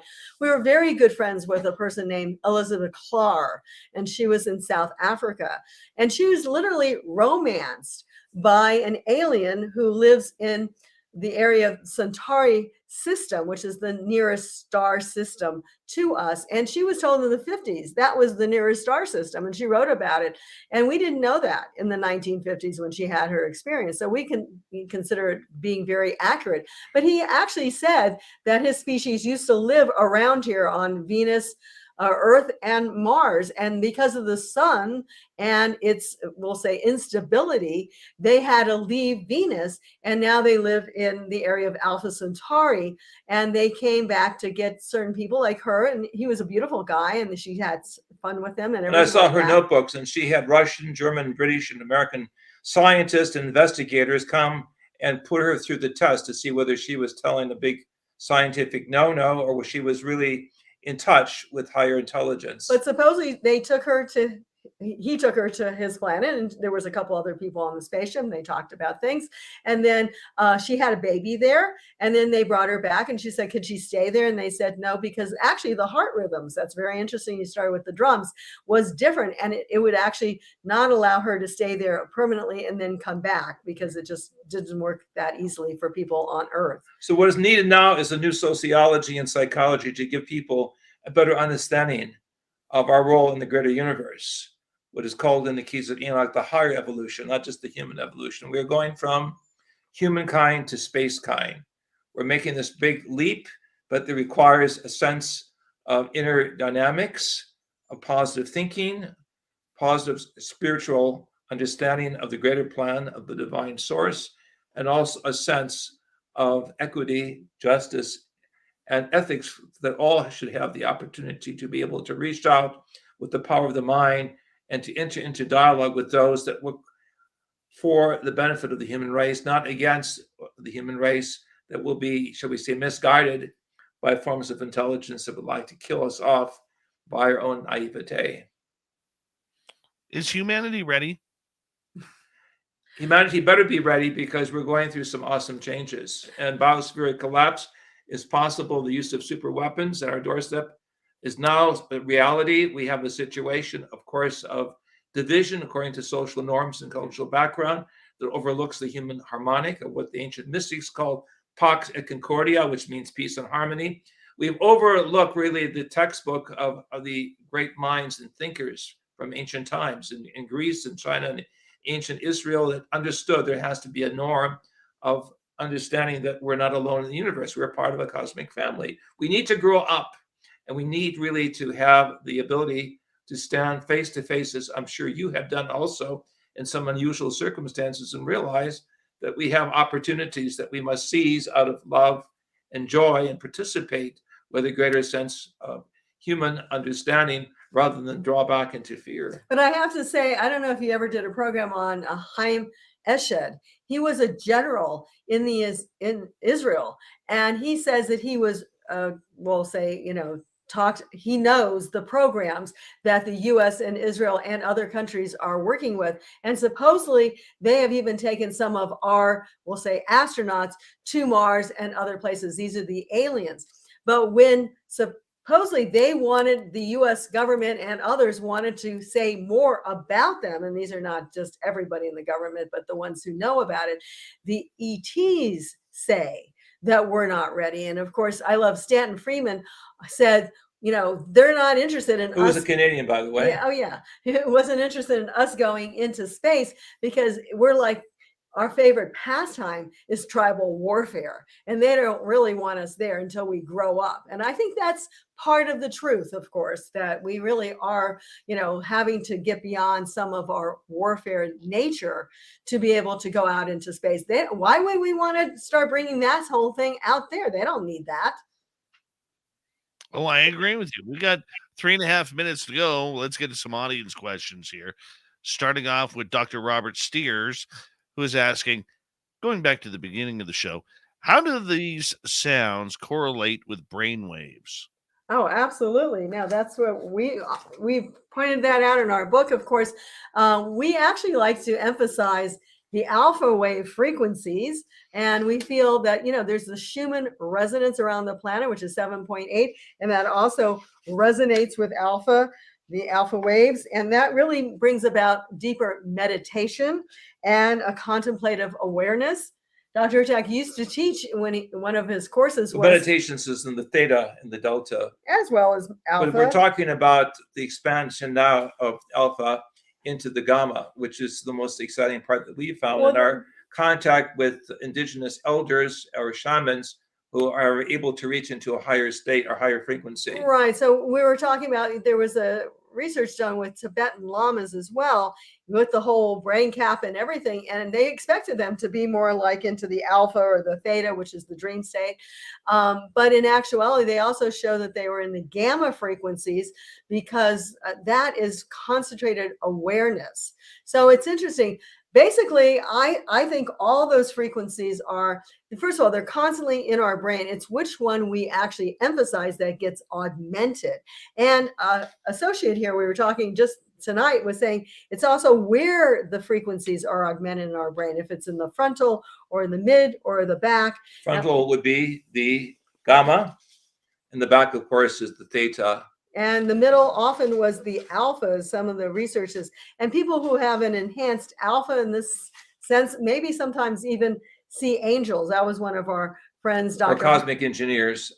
So again, we have to go beyond what I will call playful language and realize there's a whole science of the mind that's before us at this stage. And I'd like to recommend the book with Russell Targ that we wrote called The End of Suffering. We have to get beyond the bottom below consciousness of sadness and imperfection, that we're by ourselves, to realize that we're part of a divine family or higher sense of creation and muscle. And I asked Ingo Swann, who was really the source of much of the remote viewing science, to paint the picture, and he gave us this wonderful picture I'm holding up for those who can see it on the screen, of the cosmic egg, which is representing the universal mind within which there's a whirling galaxy. And we're literally coming out of the cosmic egg to find our true selves. So if we want to stay in the suffering and the darkness, we'll stay in the closet.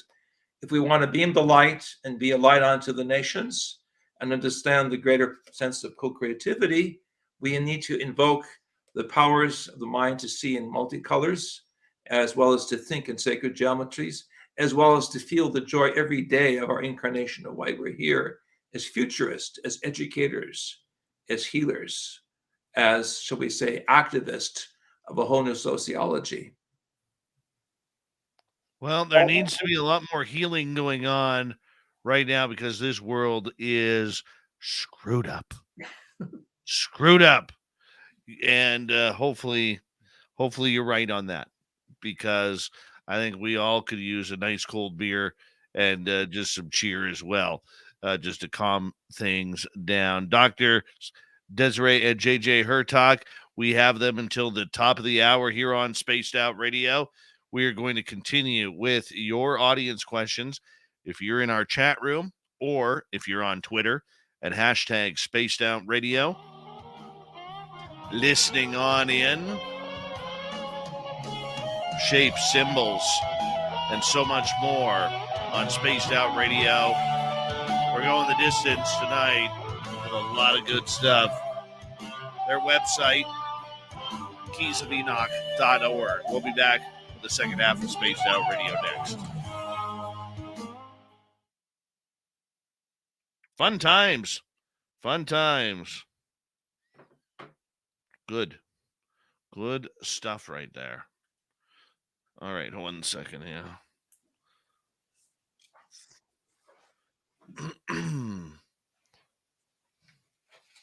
I had a few years ago that downloaded to me in all sorts of colors. Well, Still trying to figure it out. Well, Can we see it again? yeah, it looks like a diamond shape with a necklace. I mean, in a certain sense, it is maybe something. Maybe at some point. I got more horns than a necklace. Oh, you did? Mm-hmm. Yeah. Okay. Well, the diamond is traditionally representing the diamond vehicle of life. It represents also the signs that many cultures refer to the area of Orion, the upper triad and the lower triad. It represents a very powerful sense of love and cosmic wisdom for most cultures. Yeah, I would keep looking for the necklace. It could be. I know you're into a broad spectrum of things, but it can be very powerful. You know, necklaces and jewelry and things were used not just to make yourself look pretty, but actually for energy. And supposedly, if a stone fell out of a ring, it was because you were finished with that energy. You didn't need it anymore. But sometimes, really, I know I have friends that, you know, create these sacred geometries and jewelry, and it's very powerful and it's very healing and cleansing for some people. Like amethyst, for example, is something that can help heal the body. And we almost need to think about the special object that our radio audience is going to look at. Yeah, so maybe, there was I won't talk about it until we're back on the air, but maybe some people can get the geometry of a remote viewing session. And I have to say, for those of you, we don't have to say much on the air, but I know a lot of your audience is still listening. Actually, we work in coordination with an associate of ours, lightnet.org, and through her organization, Alan Steinfeld teaches remote viewing, and he does a very good 8-week class. He's just doing one now. It's full, but he'll be doing it later in the year as well. He's a New York journalist who knows also the two principal journalists who were involved in the news disclosure almost 10 days ago. And we're speaking about Ralph Blumenthal and Leslie Keenan. Yes. Kean. Kean. Anyway, so highly recommend for those of you who wanted to learn remote viewing that you check out Alan Steinfeld, New Realities, and probably through lightnet.org and pick up his next class. Only 8 to 10 people, 12 at most, can be in a class, and you all pick out he picks out an object for you and eventually do various things with it. Yeah, that's awesome. That's awesome. Let's see here. I'm sorry. I'm just going through the chat room, just making sure I haven't missed any questions that'll be coming up your way.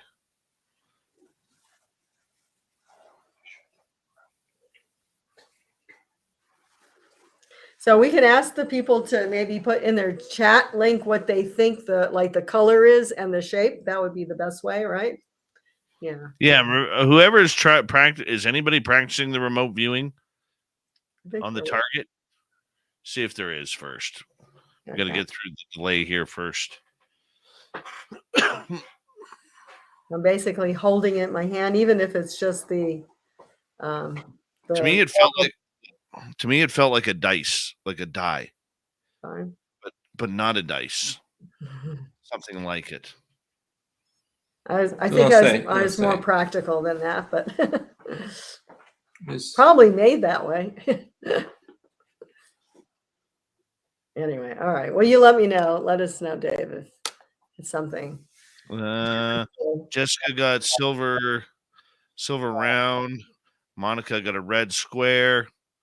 Angela's got beads. Laura, red triangle.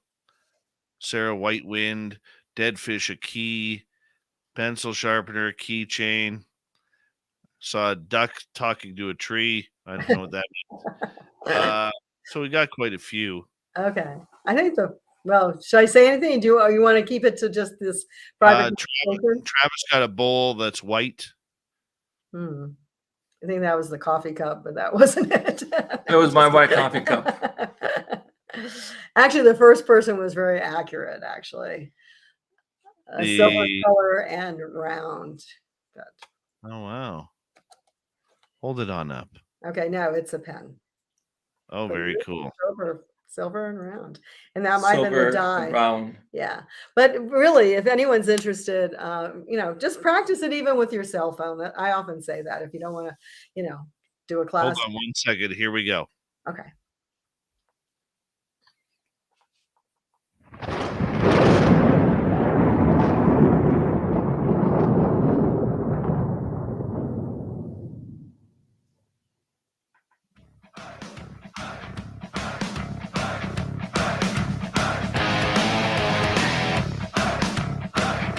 We passed the halfway point of Spaced Out Radio tonight.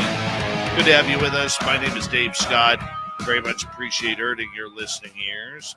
I want to remind you that if you missed portions of this show or others, check out our free archives. We go to youtube.com/Spaced Out Radio. Do old Davey the favor. Hit that subscribe button. And our website, spacedoutradio.com. We have a plethora of features for you. Rock out to Bumblefoot, read the news wire, check out our swag as well. Follow us on Twitter at Spaced Out Radio, Instagram at Spaced Out Radio Show, and on TikTok at Spaced Out Radio. Final time tonight, we say hello to our good friends, Doctors JJ and DESIREE HURTAK. We were talking about the power of the mind, the power of communication, how to use it all. It's been a great, great show so far. We're going to continue with our audience questions. Let's head on over to Travis, who's asking, what shape does 444 make? Well, you'd have to look at, in terms of the shape, right? We're talking frequencies. Oh, in terms of you're talking about cymatics, I don't know. We may have to investigate that. I mean, each one is totally different, and I can't say 444 per se. But if you want to email us, I maybe could ask my associate who creates these from his sound device that he made. And let me just say, what we're talking about is cymatics. And this is something that Hans Jenny had done a lot of research with, even though it goes back to the 1600s, where they use either sand or quartz or sometimes metal filings, or even sometimes just like kind of a type of water. And you put frequencies and sound over it, because it's sound over it, and the geometry then you capture on an image. And every time it's a different hertz frequency, it's a different image. It takes a while. Sometimes it actually you can literally see it change. So 444 we'd have to check out. Well, it's interesting that 444 is a mirror of 888, which we found to be most effective in frequency, dealing with people who have super mental abilities in the area of parapsychology, the area of psychology, and the area of spirituality, that there's an overlap mathematically and musically with these sounds. So don't get stuck in any one particular mathematical sign or gematria, because it's a combination of signs and resonance that's important. Right. And some people think 528 is the heart frequency and less stressful. And people look at different tunings, 423, 432, tunings of the A better than 440, which is something. So there's a lot of different frequencies related to this. It's a whole science. And of course, we recommend our book, Sound. But if you want that particular frequency, send me an email. Also, our book, on Egypt, entitled Giza's Industrial Complex, goes into work that we did beneath the pyramid with certain sounds. Actually, we were the finders of the tomb of Osiris in 1997, 2 years before Zahi Hawass took credit for this, because we were Americans using certain paraphysical techniques, and he wanted to keep this strictly in the Egyptian perspective. But we were part of the shore expedition. But we have all of the original documentation here. So it's a combination of recognizing that all throughout history, people have used sacred geometry to keep their archival materials buried in certain places or sequestered in mountains or beneath the ground. It takes now an expertise of putting mathematics, music, and psychology together that opens, shall we say, the past as well as the door to the future. Awesome. Awesomeness. Let's go to DOD. What's the exact theory on building the pyramids with sounds?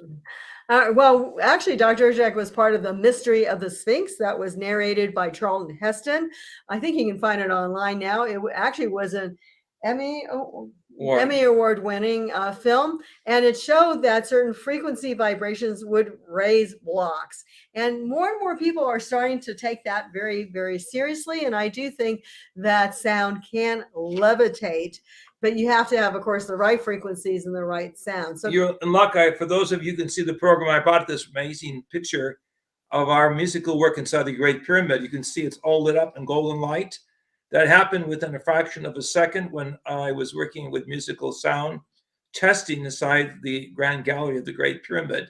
The Egyptian guards were shocked that there was a musical switch, so to speak, turned on. I was singing mantras in the ancient Hebrew and Egyptian together, and suddenly the light turned on.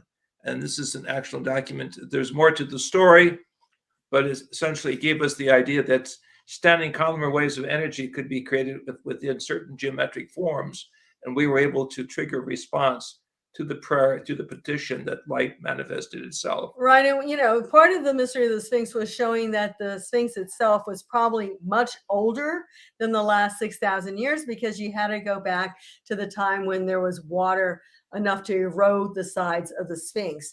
And so we do believe that some of this comes back to even what we would call the Atlantis time, and they had different technologies than we use today. What we were showing in our book, Giza's Industrial Complex, actually talks about the fact that they had the ability, we believe, to use hydrogen, and we believe hydrogen is a solution for our future. And they, in some of the vaults, there was the storage of hydrogen gases and other types of minerals. So we highly recommend this book for those of you who just got involved with the program or Egyptology. Giza's Industrial Complex is available on Amazon or through the Academy for Future Science, and it was highly reviewed by top scientists. But we don't want to have any one theory on how the pyramids were built, because we do believe they are very ancient. Excellent. All right, let's move to another question here. Let's go to DOD again. If seeking solitude, is seeking solitude 100% of the time possible then, or is it a negative goal? Well, solitude being by yourself, is that what you mean by solitude? Well, Plato said we have to come out of the cave, which meant the interior of our voice, our throat structure.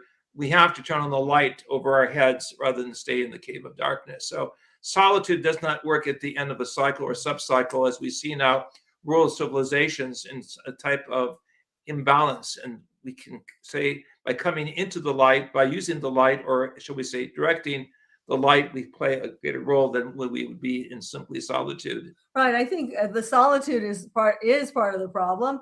That I think, although it's nice to have that quiet time to go within, to tap into what I would consider your higher consciousness, we actually talk about also we have our higher selves.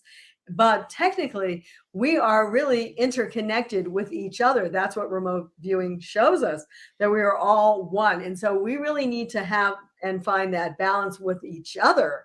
That's the important thing that we're lacking on this planet. If you look into the certain aspects of the higher worlds, we'll say the angelic orders, they're all working and sharing together. And even the indigenous people, as we mentioned, are working and sharing together. So what we need to do is find that oneness with each other, not that individualism. So if you can do solitude to find that oneness, then fine. If it creates that border or ridge from you finding others and connecting with others, then that's a negative aspect. All right, let's continue on here. Let's go to Dave. What role do dreams play in remote viewing events? Well, we work, as we mentioned, with Russell Targ, and he's actually had dreams in the future. I've had dreams in the future. I'll give you one. One was we had a secretary. Her name was Lila. And in my dream, I was calling, or someone was calling, and what I heard is, Lila doesn't work here anymore.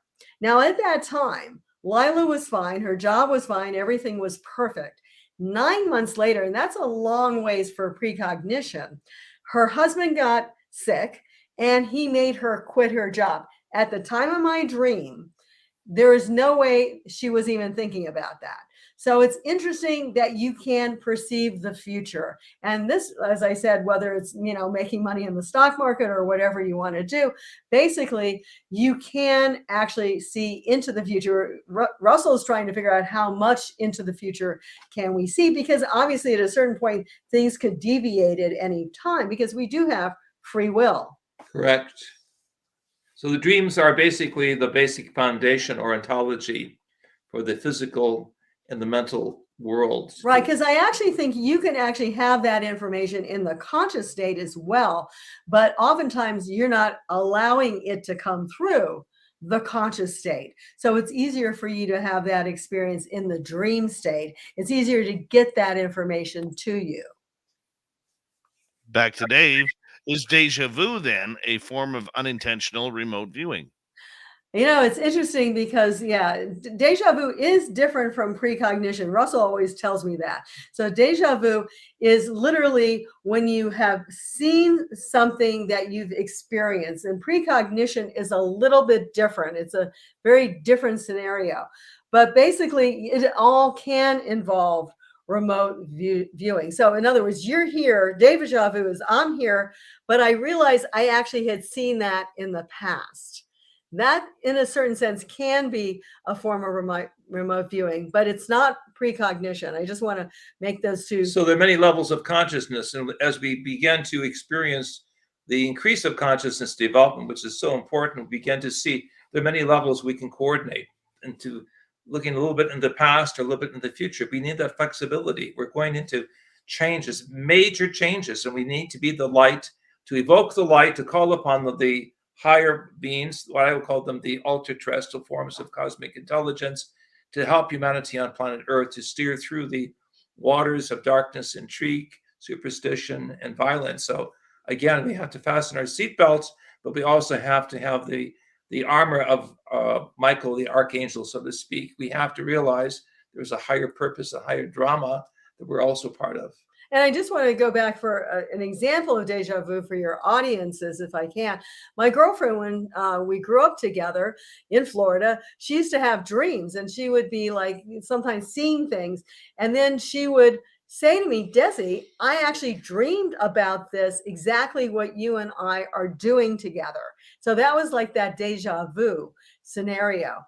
Different from, again, precognition in certain ways, but very, very close. So amazing. We can go, this is really talking about the consciousness of who we are.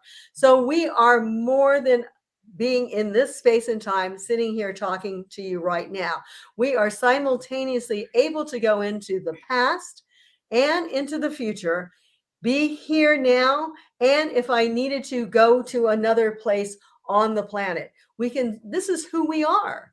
We have not discovered our true selves, but we're starting to very slowly. ETs, I believe, are helping us. Angelic dimensions are helping us, and other aspects of those who are dearly departed. And music and sound is the most basic ingredient to connect us with each other on playful but positive levels of co-creation. It's awesome. All right, let's continue on here. Let's go to Rocket 9. How do ETs talk to us in our dreams? It's usually a type of unconscious telepathic signal. Yeah, I mean, so it's the same way. They're putting, usually it's not when you say talk, and even if they appear, supposedly when Dan Burnish and others would talk about Area 51, there were some ETs that actually would speak. They didn't speak so well, and it was kind of like not, just wasn't really creative. But in actuality, most of them speak through the power of the mind. So there's two ways of doing that. One, you hear a voice in your head, or the second is you see pictures in your brain. So both of those ways are communication, and I would augment that not just from ETs, but from these extra celestials. Like, how did you hear the guy, the indigenous person, when you were playing the drum? How did that come to you? That would be interesting to talk about. And the other aspect is what we call ultra terrestrials, are the angelic dimensions. So they can also sometimes just tell you how to heal yourself, how to, change certain realities that you're doing. Right. And you just heard a little bit of music. We've got a whole library of music from Alice Coltrane to Carlos Santana to great musicians in Brazil to draw upon. So this is the importance that we must take all of this great music composition and this great discovery of how music is on different levels of acoustical energy and put it to use. Again, this is the drama that's unfolding very rapidly. Get away from what I will call the negative scenarios of the media that only want the culture of death and affirm a culture of light, a culture of life, a culture of vibration. That's the whole ingredients that keep us as we're on the higher frontier. And realize we are really biotransducers picking up on energies. So whoever wants to speak to you can speak to you if you're open to that. But let's use a little filter here and work with those who are more of the light, trying to help us and trying to help humanity. Love it. Love it. Okay, let's continue on here. Let's go to Sovereign. Are Paleo-Aramaic glyphs actually similar to Semitic energy-making shapes? A very good question. Paleo-Semitic terminology or language forms were found in the Ebla text and changed the life of several scholars who I knew at the University of Chicago, who realized that there was a Bible before the Bible in so many words.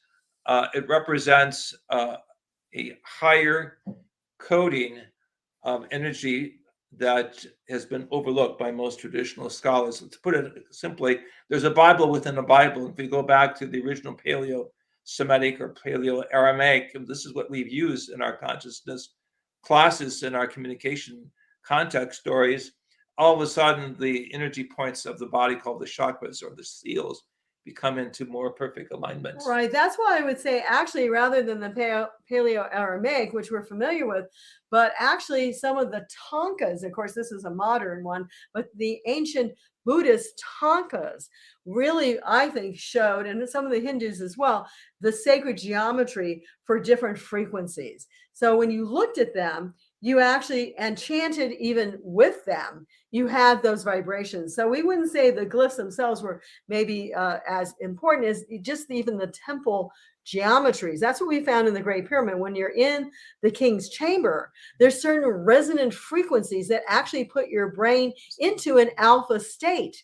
And so you're able to be in a more meditative state. I was there once, and a friend of mine did the same experience. Actually, I've had 3 friends that did this experience where the walls literally drop away when you're chanting inside some of the ancient temples. So we have made several linguistic texts with the Paleo-Hebrew Aramaic, with the ancient Greek Coptic, with several of the other languages of the so-called movements of thought in critical periods of time. And I would simply affirm at this time that all of the mantras that we have used in all of the major traditions of linguistics, the Hebrew, the Aramaic, and the Greek are the most important in terms of energizing the body into higher states of creativity or mind over matter. But we also use the Sanskrit, and those geometries, I believe, of the mandalas also resonate with some of those frequencies.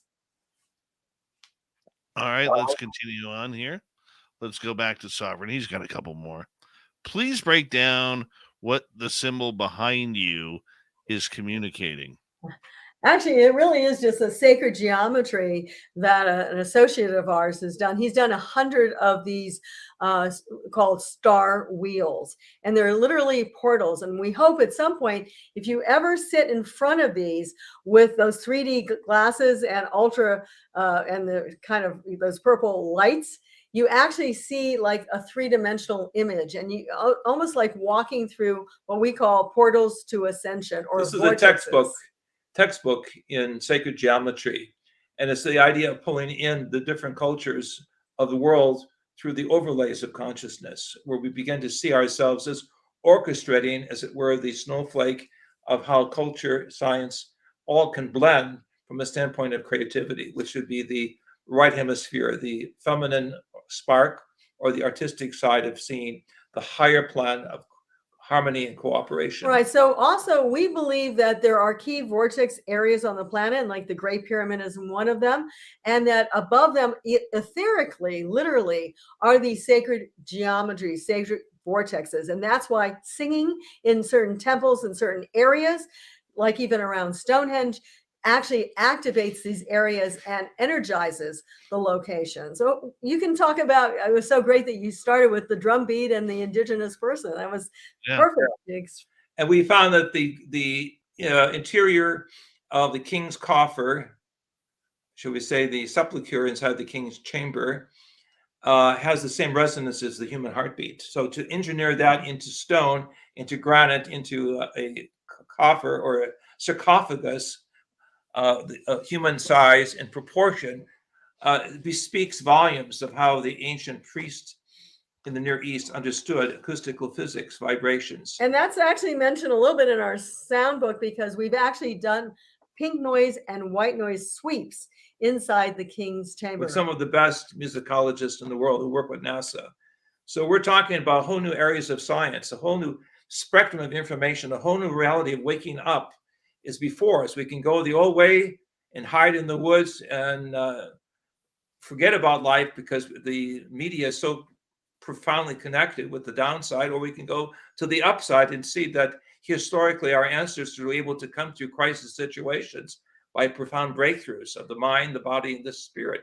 This is the triple power that we believe that runs through the Keys of Enoch and our other publications, which we encourage our listeners to be a part of through our sounds, through our films, our documentaries, and our scientific papers. Right. And quantum physics actually tells us that there's no one solution. There's multiplicity of solutions. In fact, one of the things that's coming up now, of course, is quantum computers, which it no longer is the 0 and the 1, the black and the white. It's actually a superposition of everything all at once, and then the right decision is chosen. So where do we get that right decision? We get it from our higher consciousness, from our higher guidance, which I know, Dave, you've talked about. And this first mentioned the Keys of Enoch in 1973. The superposition, the idea that multiple things can be brought forth, and then we filter that to the right one that resonates with us.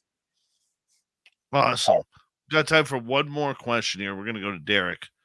What would be the reason for remembering a lot more events in our in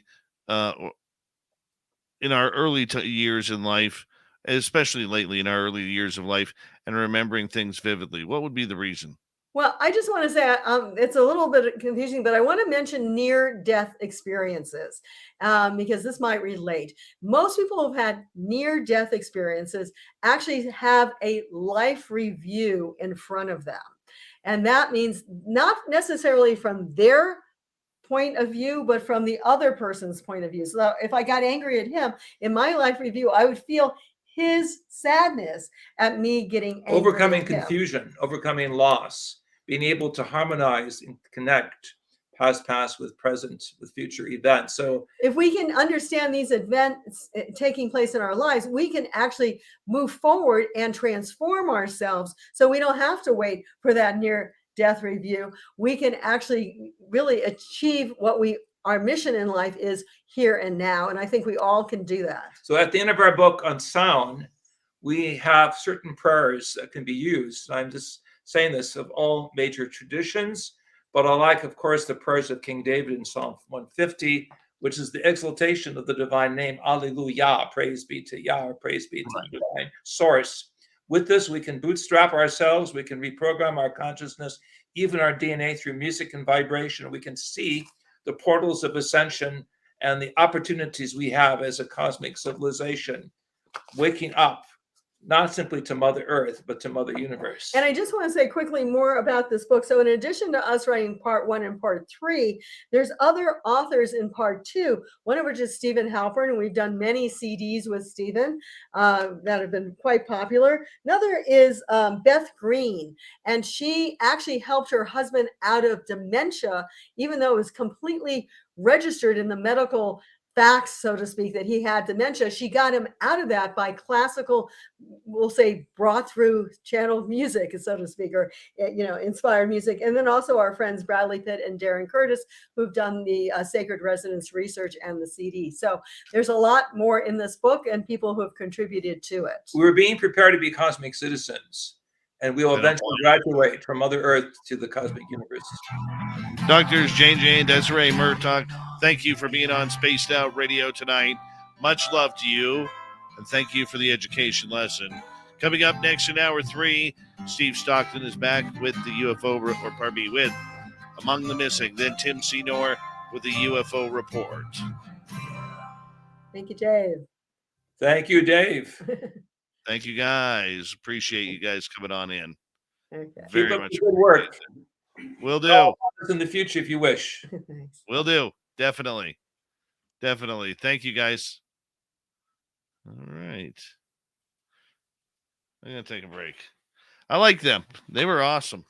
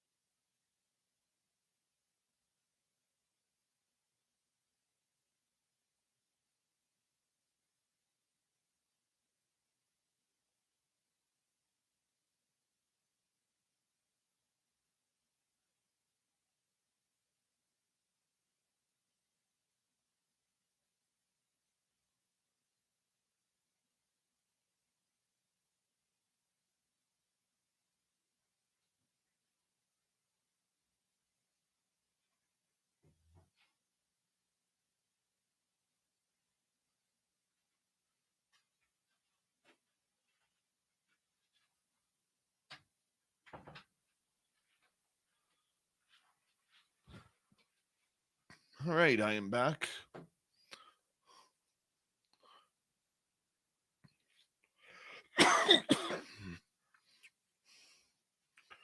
Hey, C-Tech, how you doing?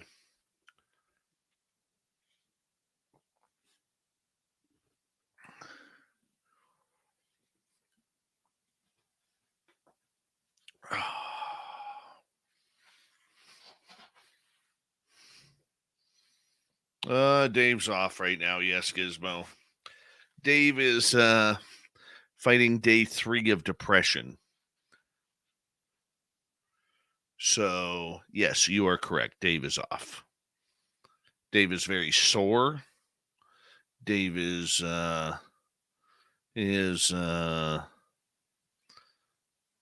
worn out right now. It's all catching up the last couple of weeks. My son's birthday was good. We took him for his favorite, which is salt and pepper wings at the local restaurant. And then we came home and we pigged out on a ice cream cake. We have a tradition here where we don't cut the cake. Everybody just gathers around the cake and digs in. So that's our little family tradition that we do. No cutting of the cake. Just dig in. Thank you tonight to Izzy Stradlin, Mike, Cat Chaser, Deb, and Louie for the amazing super chats. Very much appreciate the love. And here we go.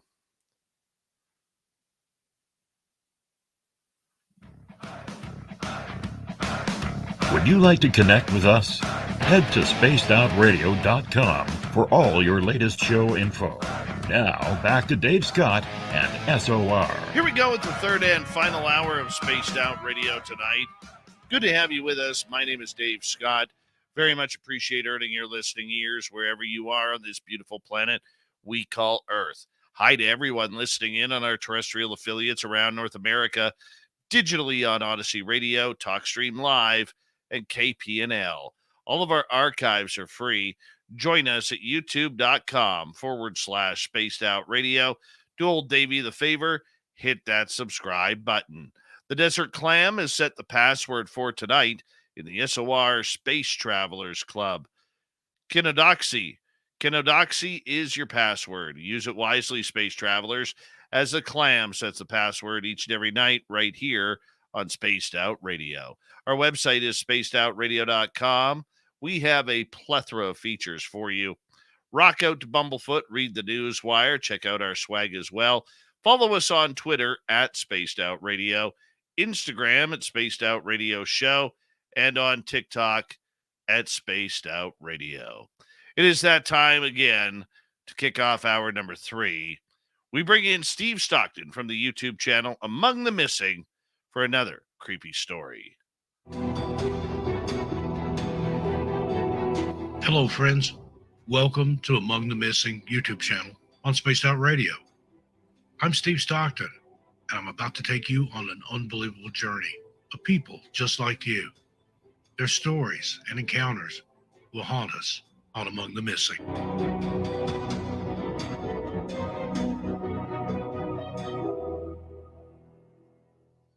Hello, my wandering wonders. Steve Stockton here with you, ATM on SOR. Tonight, we're bringing you something just a little different.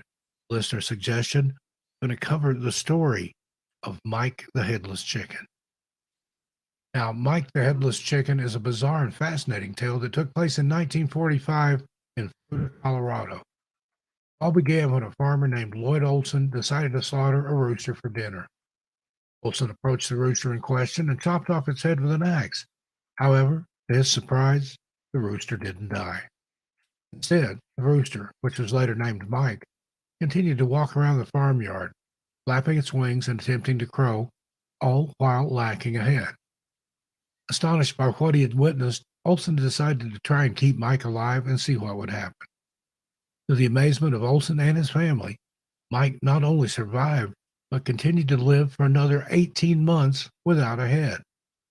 Olson fed Mike a mixture of milk and water through an eyedropper directly into his esophagus, since the poor rooster could no longer eat in the normal way. Mike even gained weight and grew more feathers and was able to maintain his balance and walk around using his wings to stabilize himself. Mike became a sensation and was featured in newspapers and magazines around the country, attracting crowds of people who came to see the headless chicken. He was even taken on tour to carnivals and sideshows across the United States, where he was billed as the Amazing Headless Chicken and Miracle Mike. Unfortunately, Mike's incredible run came to an end in 1947 when he choked to death on a kernel of corn that had lodged in his esophagus. Despite his unusual and tragic demise, Mike's story remains one of the most fascinating and bizarre tales in the history of animal survival. Well, friends, there you have it. What do you think of the story of Mike the Headless Chicken? I look forward to your comments. Thanks again for listening. This is Steve Stockton, ATM on SOR. I'll see you a little further on down the trail. Where does he find these stories? Mike the Headless Chicken. Oh, Steve, you never cease to amaze us. Steve Stockton from Among the Missing. Go on over to his YouTube channel. They just cracked 85,000 subscribers. They've only been going for like 7 months on that new channel, and their stories are incredible. Make sure when you visit there, you hit subscribe at youtube.com/Among the Missing. From the missing to the stars, it's that time of the night again where Tim Senor, our resident Timbit, joins us for the UFO report. Nobody's gonna know. They're gonna know.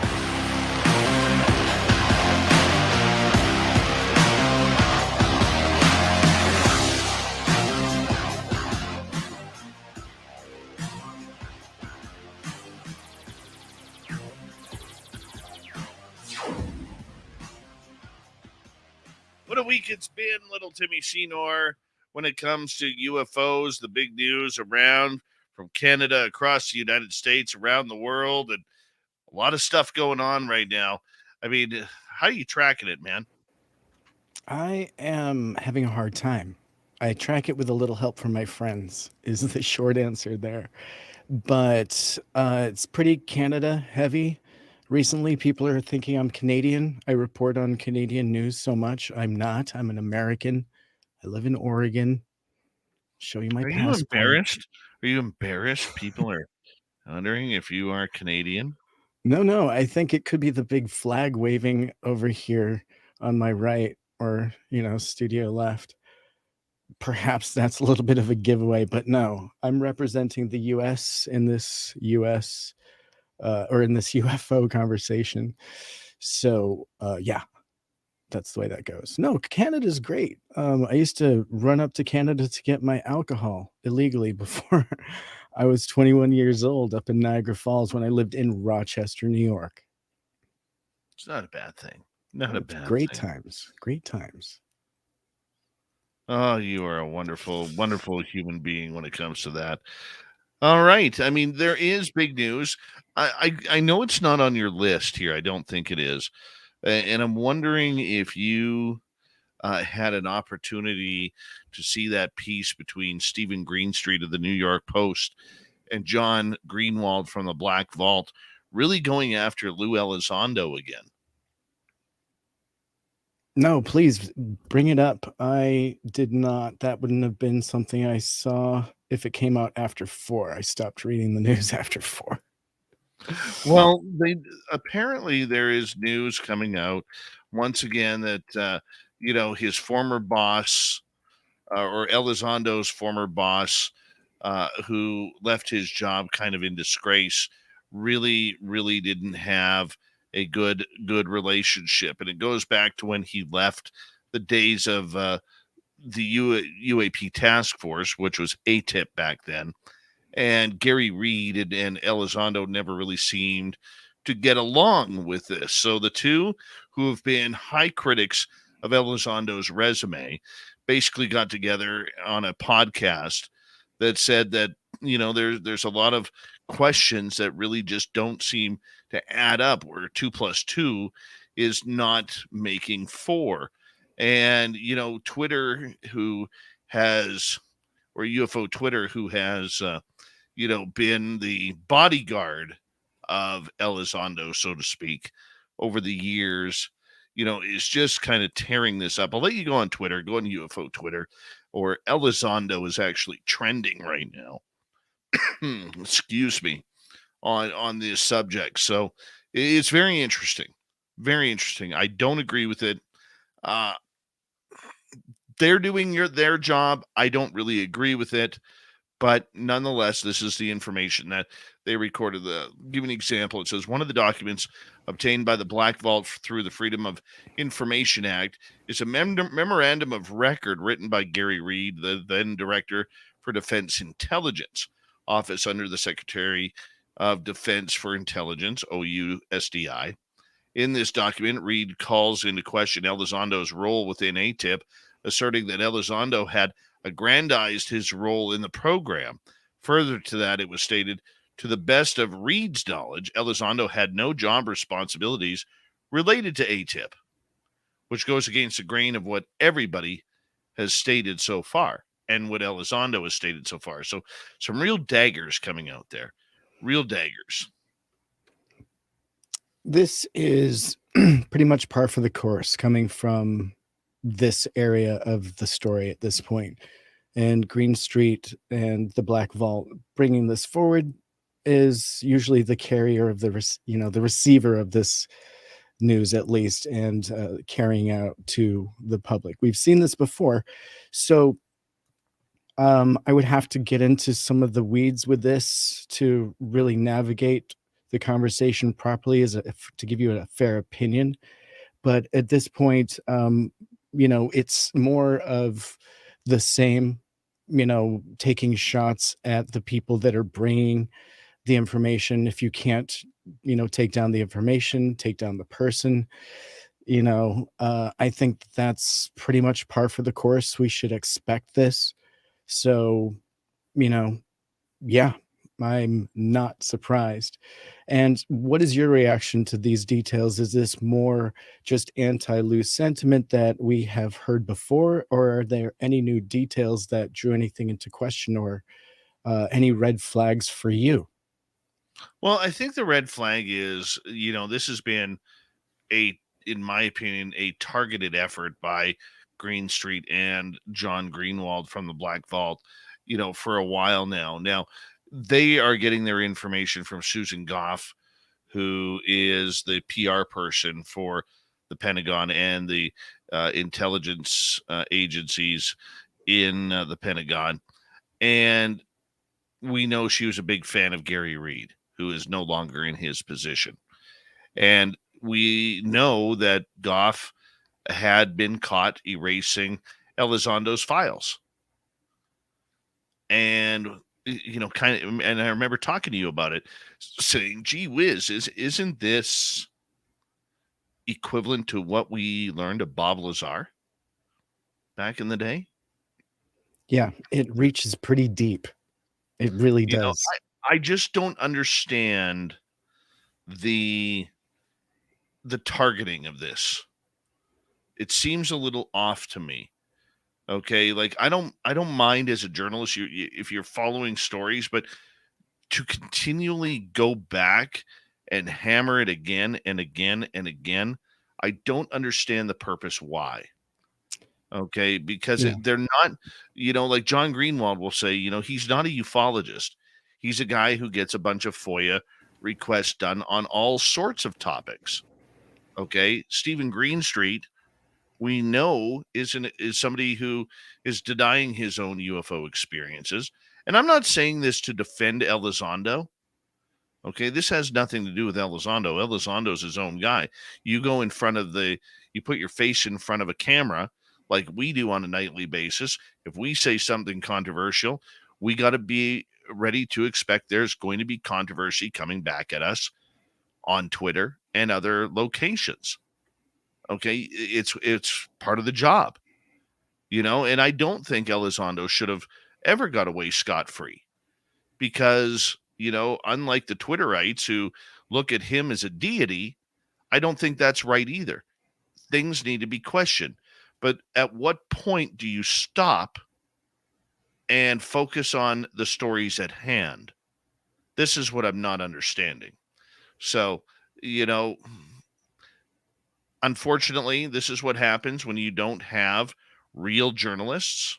Well, pardon me, Stephen Greenstreet is a real journalist, but for the most part in this field, this is what happens when you don't have real journalists asking tough questions from the beginning or being silenced, like the To the Stars Academy silenced so many right off the beginning for their first few years. But Great point. That's for Great another point. topic.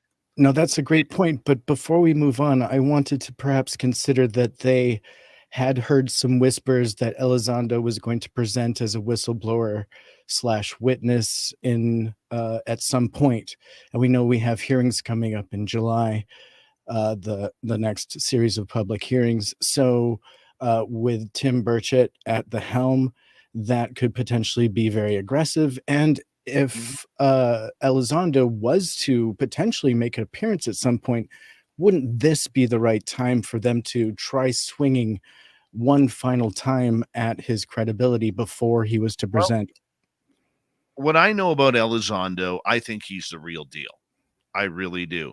I don't like some of the people he's hanging out with, some people he's given credibility to who've played a lot of games behind the scenes. Okay, I don't like that. I have friends who have been affected by that. Okay, and some have been very public and turned very rude on the entire subject. And that's okay. They're allowed. They're pissed off. Okay, but Elizondo himself, I think, is a good guy, just surrounded by maybe some of the wrong people. You know, we all know those people. We've all seen that situation before. Okay, but I think Elizondo, you know, I don't know if he's pro disclosure or just pro getting the story out after he got burned at the Pentagon by Gary Reed. I don't know, but at times this seems like a real witch hunt, and it's not fun being on that end. And if we had more true journalists covering this, I think we would see a different story. But that being said, a lot of the people who are pissed off with Elizondo are upset because we keep hearing all of these grandiose stories regarding 21-minute videos, regarding UFO sightings, regarding you know, who he is and what he's all about.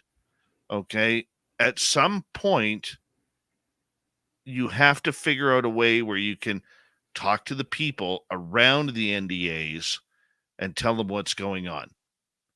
And I don't think that's been accomplished very well. I 100% see what you're saying there. Yeah, that does make sense.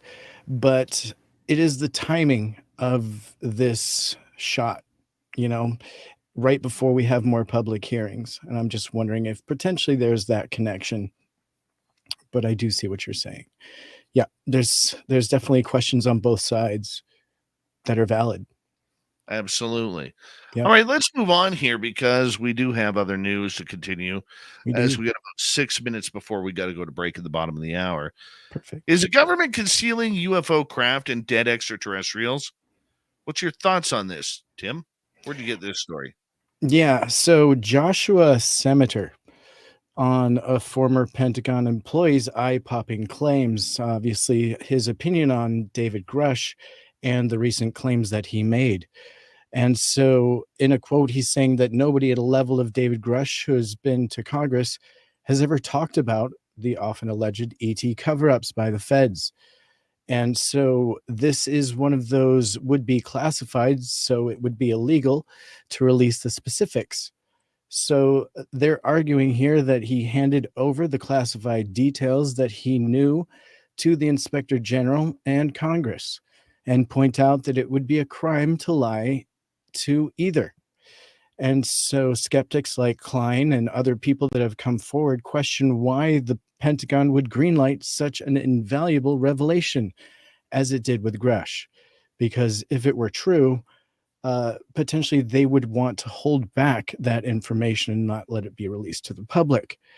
And so in a Q&A with Joshua Semeter, who is actually part of the UAP hearings and part of the NASA team that is to report later this year, He directs the Boston University's, let's see, the Center for Space Physics, and is a member, as I said, of the NASA team to report on UAP later this year.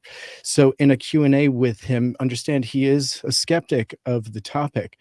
And so going into this, we should consider his answers in this Q&A that took place. So the question was, asking to Joshua, do you know or know of David Grush? What's your take, provisional or otherwise, on the legitimacy of his claims and his motives for going public? And Senator answers that he doesn't know, and I'll do this in first person as he says it. I do not know David Grush, but I'm well aware of the story. It would be inappropriate for me to speculate on his motives, but one can state objectively that his claims are 2 steps removed from being earth-shattering. Not only has he not shared any verifiable evidence, photographs, artifacts, or any other manner of data, but also he has not personally seen or touched any of the objects in his references. In the long history of claims of extraterrestrial visitors, it is this level of specificity that always seems to be missing. As Carl Sagan said, extraordinary claims require extraordinary evidence. We are still awaiting the evidence. And so we can get onto some more of the questions that were posed to him, as in what investigation is being made of his claims, either by your study team or any other relevant government entity. And he's saying here that our panel is charged with bringing scientific rigor to bear on UAP claims. We are working in collaboration with the Defense Department's All-Domain Anomaly Resolution Office, which is focused on safety and national security aspects of UAP. David Grush must be treated as a credible witness, as with the military aviators who have also come forward with eyewitness accounts of anomalous objects. But without data or material evidence, we are at an impasse on evaluating these claims. And so before I go on, we're getting skeptics with these really heavy-hitting opinions coming out publicly in big interviews without really hearing potentially some of the confidential portions that have been presented, or without hearing further claims from other people. Dave, before we get too deep, what's your first take on some of these revelations that were made to him and his reactions? I think his reactions are very plausible. I like him. I do. And I like the fact that he is saying, look, I don't know who Grush is. I've heard about him, but where's the evidence? You can't come out and claim all of this stuff without showing us some. Now, we do know that David Grush does have an excuse. We know that he turned in any paperwork that he had with UFOs to the in the congressional hearings to the whistleblowers. And, you know, I apologize. I don't know the proper terminology for that, but he turned in what he had. And due to national security, he's not going to be able to turn that over to the public. And unfortunately, we do have to take his word for it. Do I think David Grush is telling the truth? Yes, I do. I fully do. And I know people who've investigated him behind the scenes, and they say he washes out perfectly. And that's what I'm going to go with, because I trust those people in order to get that information. You know, but the idea behind this, Tim, is this. You know, if we are at a place where David Grush says, if it was any other subject, Tim, the United States government and the military would be called to task on this. And yet here we are sitting with probably the biggest story in humanity's history, and nobody's really asking the questions. We're still wondering about swamp grass and little green men. And it's disappointing. It really is. And I think that letter that we saw out of Canada from Member of Parliament Larry Maguire, it kind of, you know, teaches us that this is a world problem, and that answers are going to have to come one way or another. And we're going to have to see where those answers come from. But yes, we'll continue with this, Tim. when we return from the break. Tim Senor and the UFO Report going right to the top of the hour tonight on Spaced Out Radio. If you ever miss any of Tim's reports, you can go on our YouTube channel and click on it. They're all right there. We'll be right back on Spaced Out Radio right after this.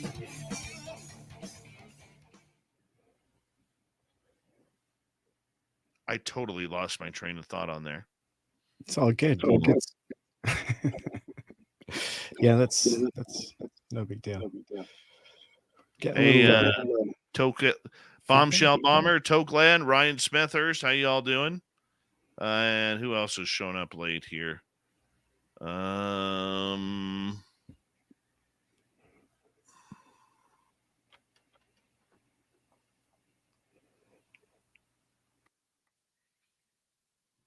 That's it.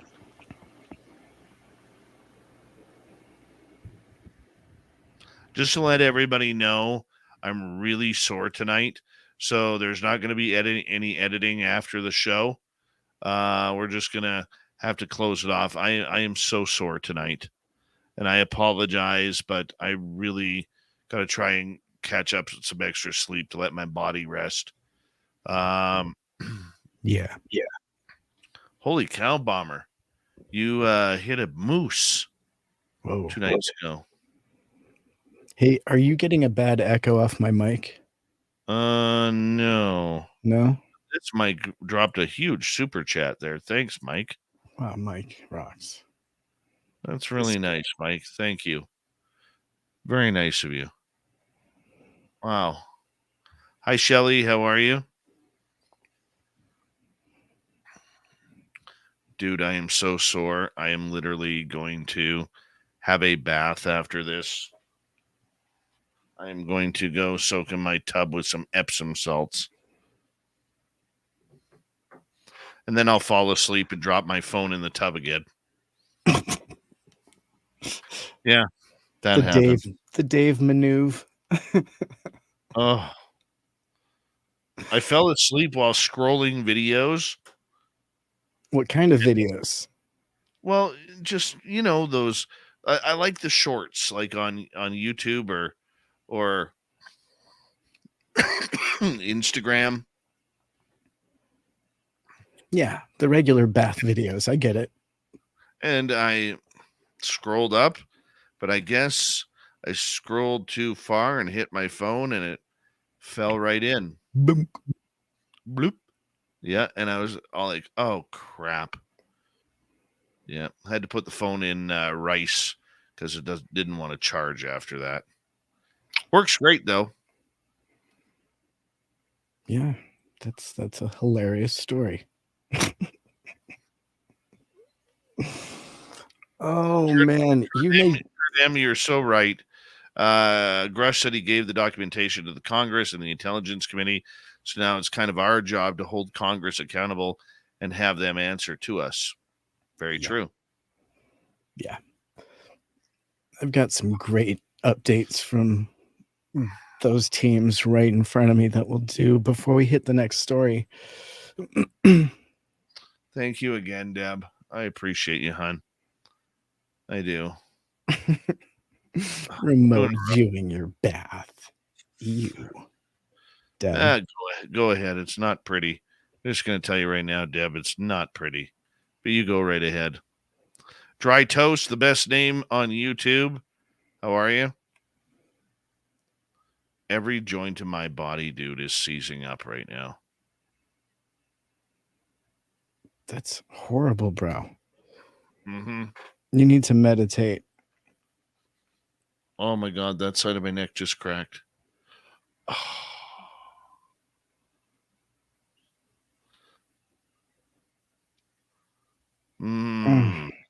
Poor guy. Dude, I'm in rough shape right now.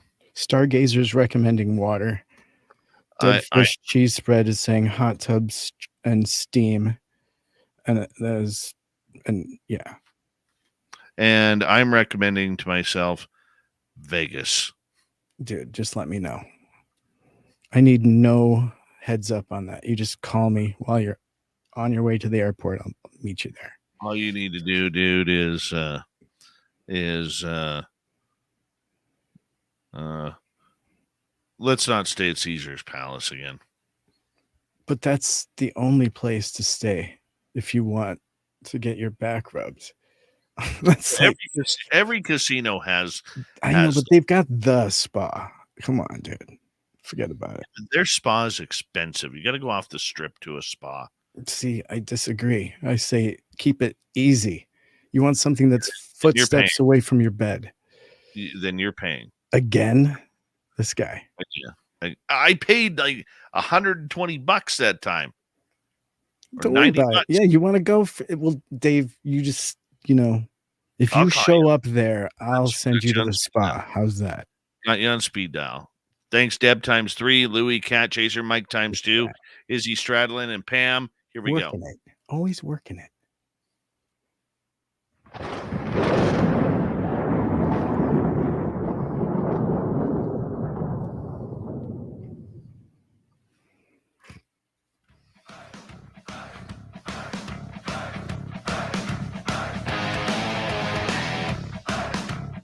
Final half hour of Spaced Out Radio is now underway. Thank you for joining us. My name is Dave Scott. So glad to have you here with us. I want to remind you that if you missed most of this show or others, check out our free archives by going to youtube.com/Spaced Out Radio. Do old Davey the favor. Hit that subscribe button. Our website is spacedoutradio.com. We have a plethora of features for you. Rock out to Bumblefoot, read the news wire, check out our swag. Follow us on Twitter at Spaced Out Radio, Instagram at Spaced Out Radio Show, and on TikTok at Spaced Out Radio. Tim Senor with the UFO report has returned. And Tim, we are looking into David Grush and, questions about extraordinary comments requires extraordinary evidence. And we were talking about that right before the break. Your thoughts on this, Tim? Because, we can only push so far. And Kurt in our chat room, I know our radio audience doesn't have our chat room, but he kind of made a very strong comment about that. I want to read that. He says, we are aware he briefed Congress, so now it's our job to have Congress tell us what he said. So, the evidence is there. We're putting the pressure on the person, but what about putting pressure on Congress, who's involved with these congressional hearings, talking about transparency, yet hiding the evidence? Yeah, and I think that they're always going to hide behind the ways and means.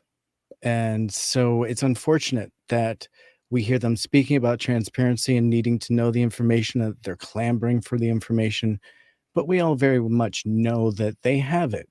And the fact is that they're not in a position really to share it publicly. And so we kind of have to, in my opinion, go ahead. May I please cut you off? Sure, please. Because I think you said something profound to me. They're not in a position to share it. Why not? They are elected officials. They don't. Did they have to sign NDAs to do these talks?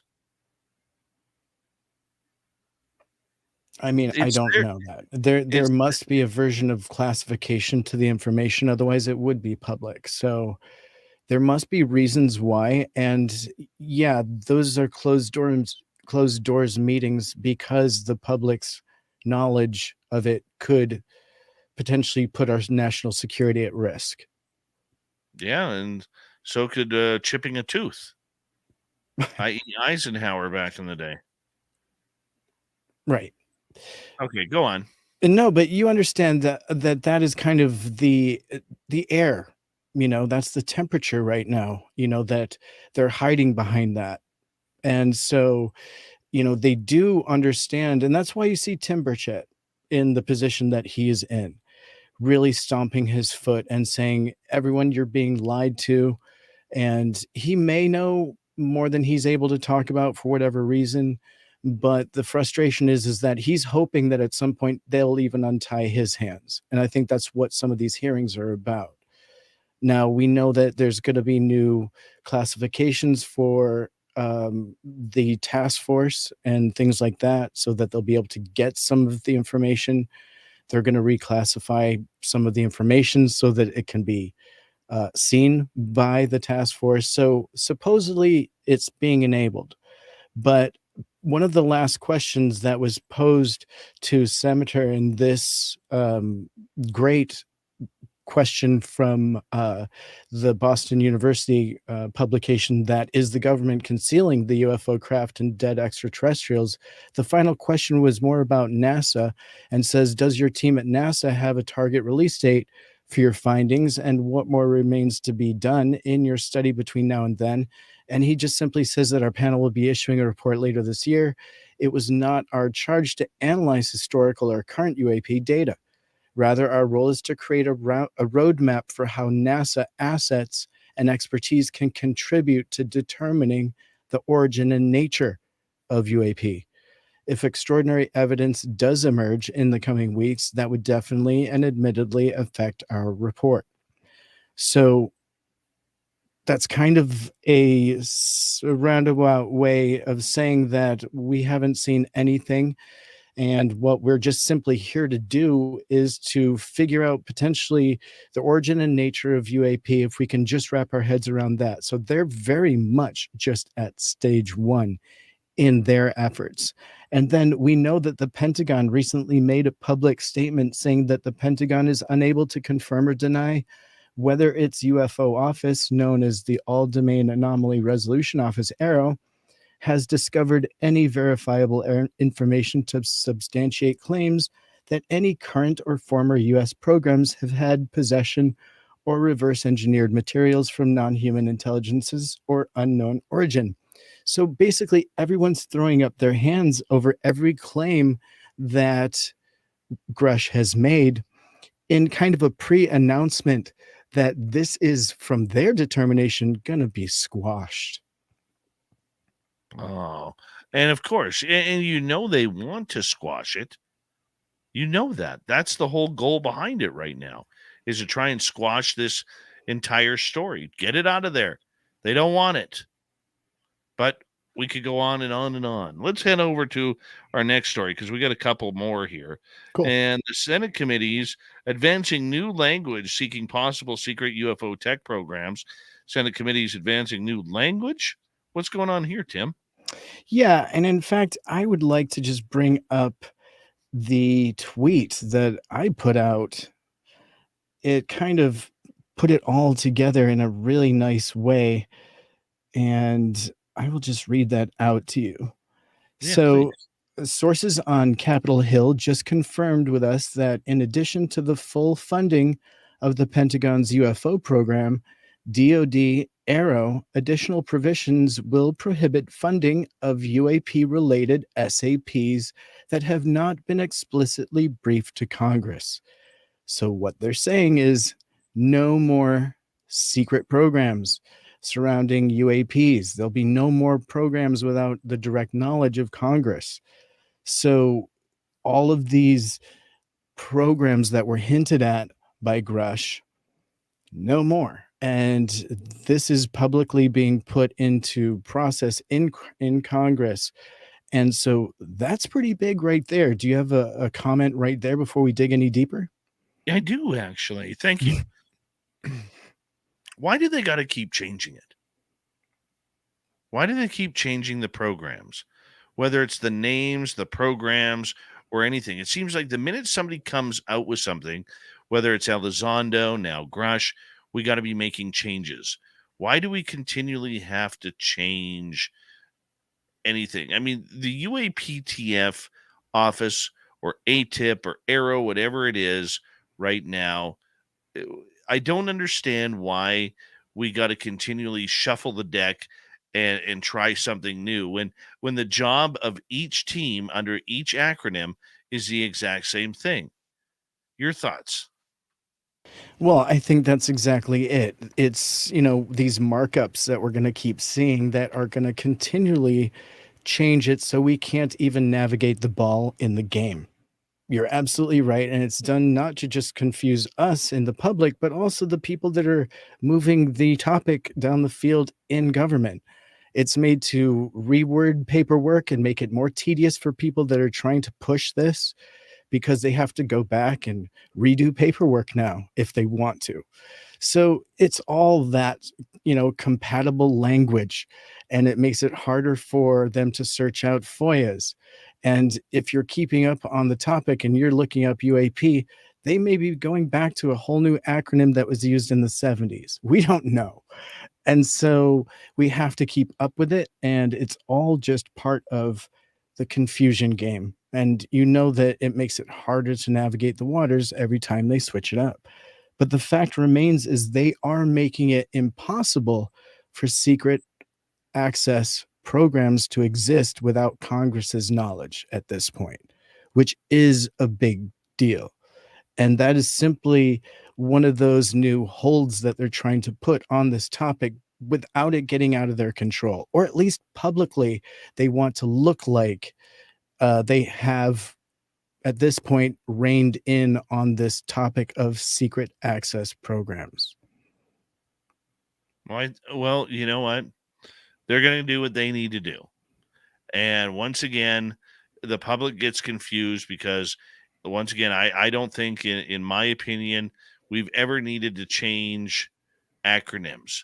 It's the same thing from UFO to UAP. Yes, UAP had been there a while and it's been around a while, but everybody still called it UFOs. Okay.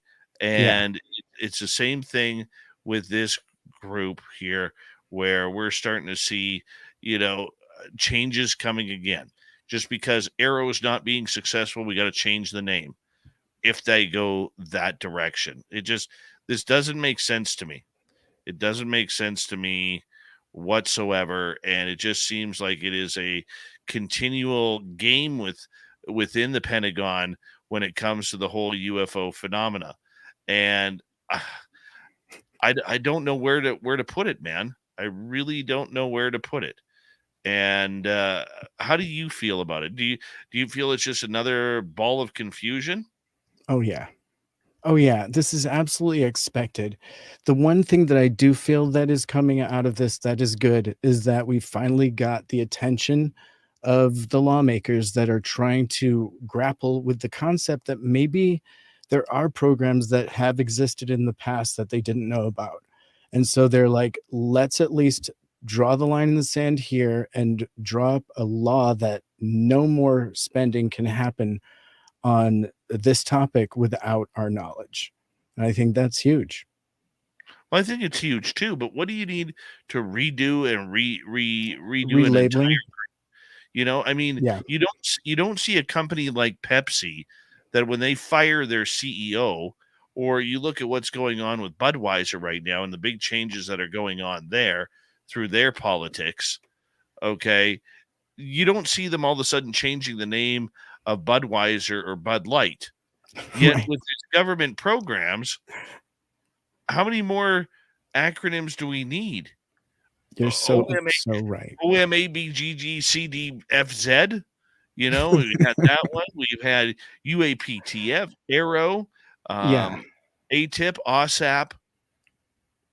Yeah, I think UAPTF really, that was a tough one. And then we finally got it. And then it was like Arrow. And you're like, oh man, really? And it's like great to get the acronym, but it stands for something. What a drag. Yeah, keep it simple. It's simply to confuse us. We know that. But I think our third story brings us back to Canada. We could at least have some fun over in Canada. Yeah, let's do it. We got 8 minutes. Blame Canada once again. Actually, and let me tell you how I got this story, Tim. Okay, one of our broadcasters who covers our show is Saga 960. Awesome. And they are in Mississauga, Ontario. And earlier today, I got an email from them because a gentleman named Colm Phelan is part of the GDC group. And they actually were conducting or released a press release about UFOs being spotted in Canada. And I think it's absolutely great. I do. Yeah, it's pretty awesome.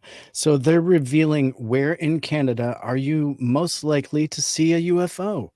Spotting a UFO is not something most of us are likely to experience in our lifetime, but statistics suggest that it's probably more common than we may think.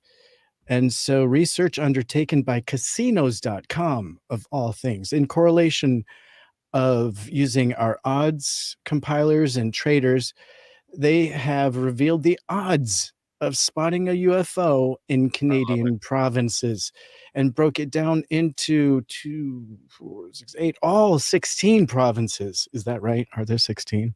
No, there's 10 provinces, 3 territories. Oh, well, okay, splitting hairs, I think. The most UFO sightings have been in Ontario, with 2,380 since records began, equating to odds of 63 to 1 for natives to spot an unidentified flying object.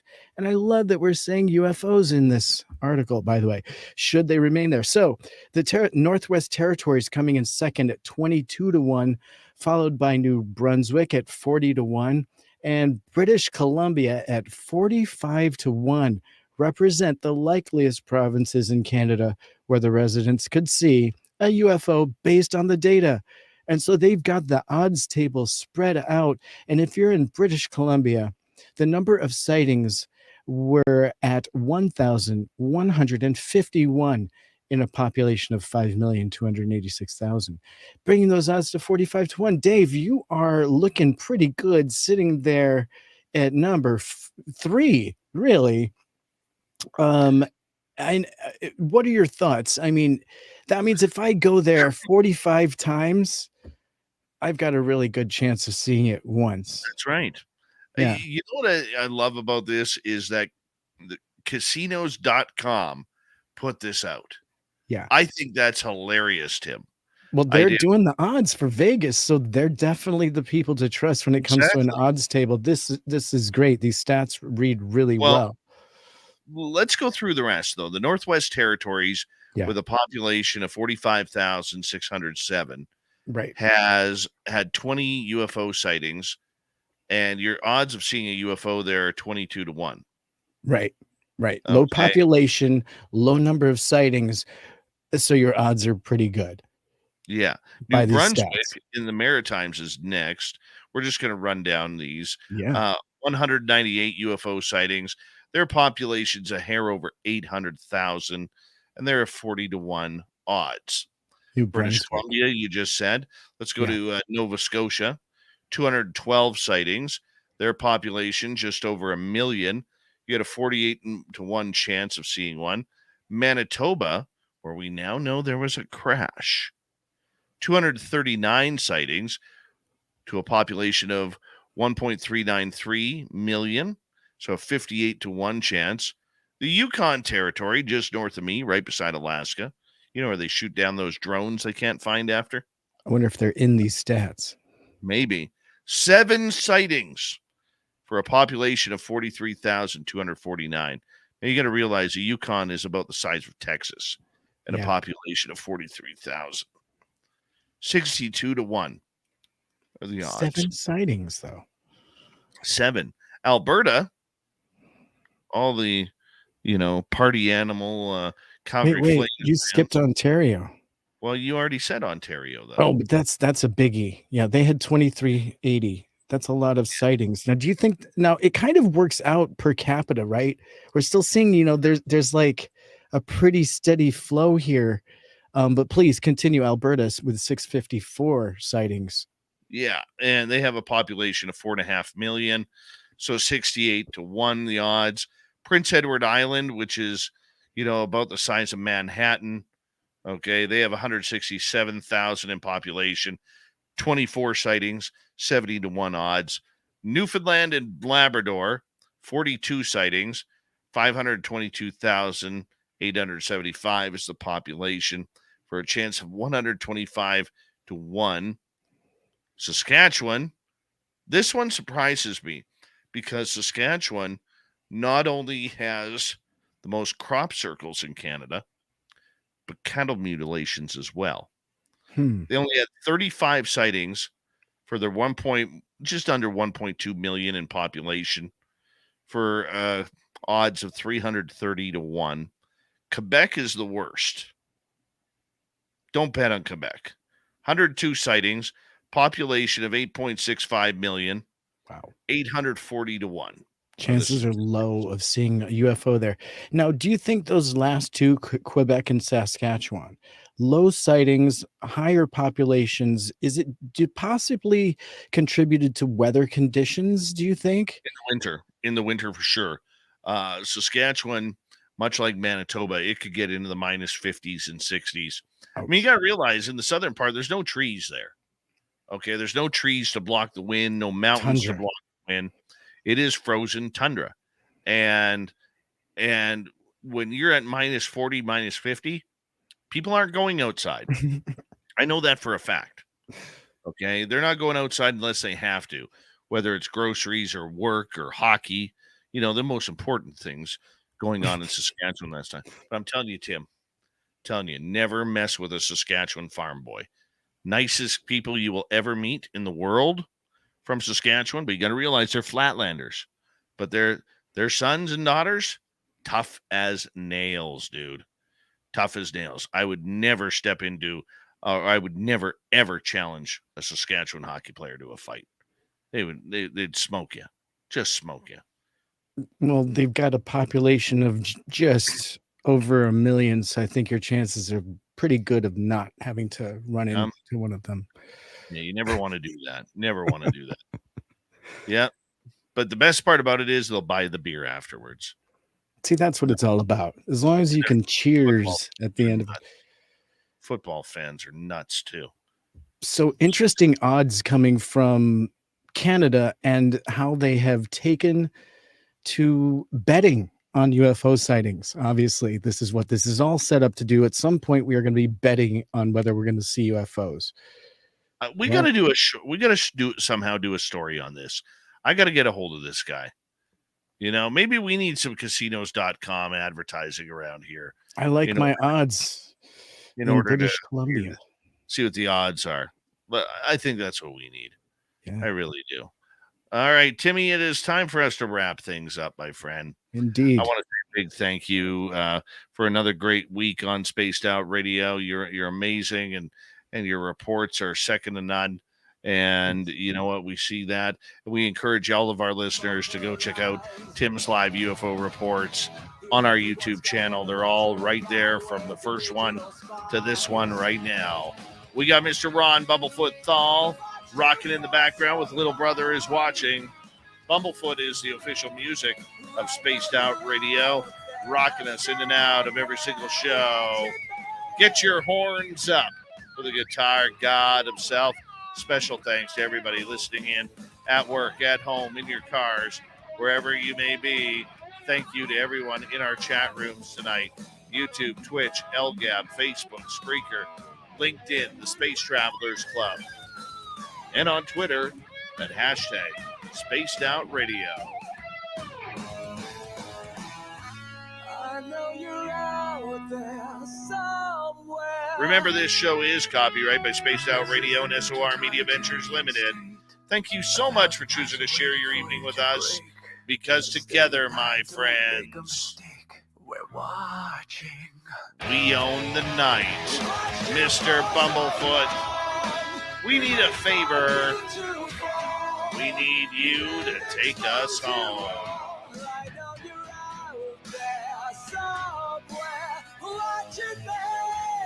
Yes, the Woo train has docked for the night. But soon, my friends, we shall ride again. Your seats are always available. Your tickets never expire. And if you want to bring a friend, you got room for them too. Good night.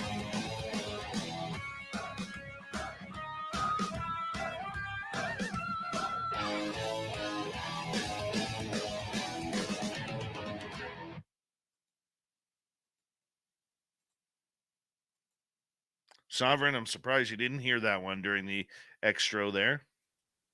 Very surprised. Disappointed in you. Usually got an ear for that. Don't forget, you got Jessica and Marquise tomorrow and Sunday. I will be back on Monday. My guest will be Lonnie Strickler. Lonnie Strickler. Lonnie Strickler. Yeah, we're going to go there. I went there.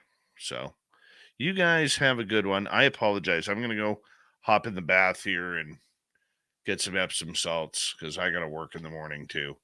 But we'll make things happen. All right? Yeah. Have a good night, everybody. Have a great weekend. Much love to each and every one of you. Thank you to our super chatters tonight. Louie, Deb, or Louie times 2, Deb times 3, Mike times 2, Pam, Izzy Stradlin, and Cat Chaser. I love you all. Thank you so much. And good night.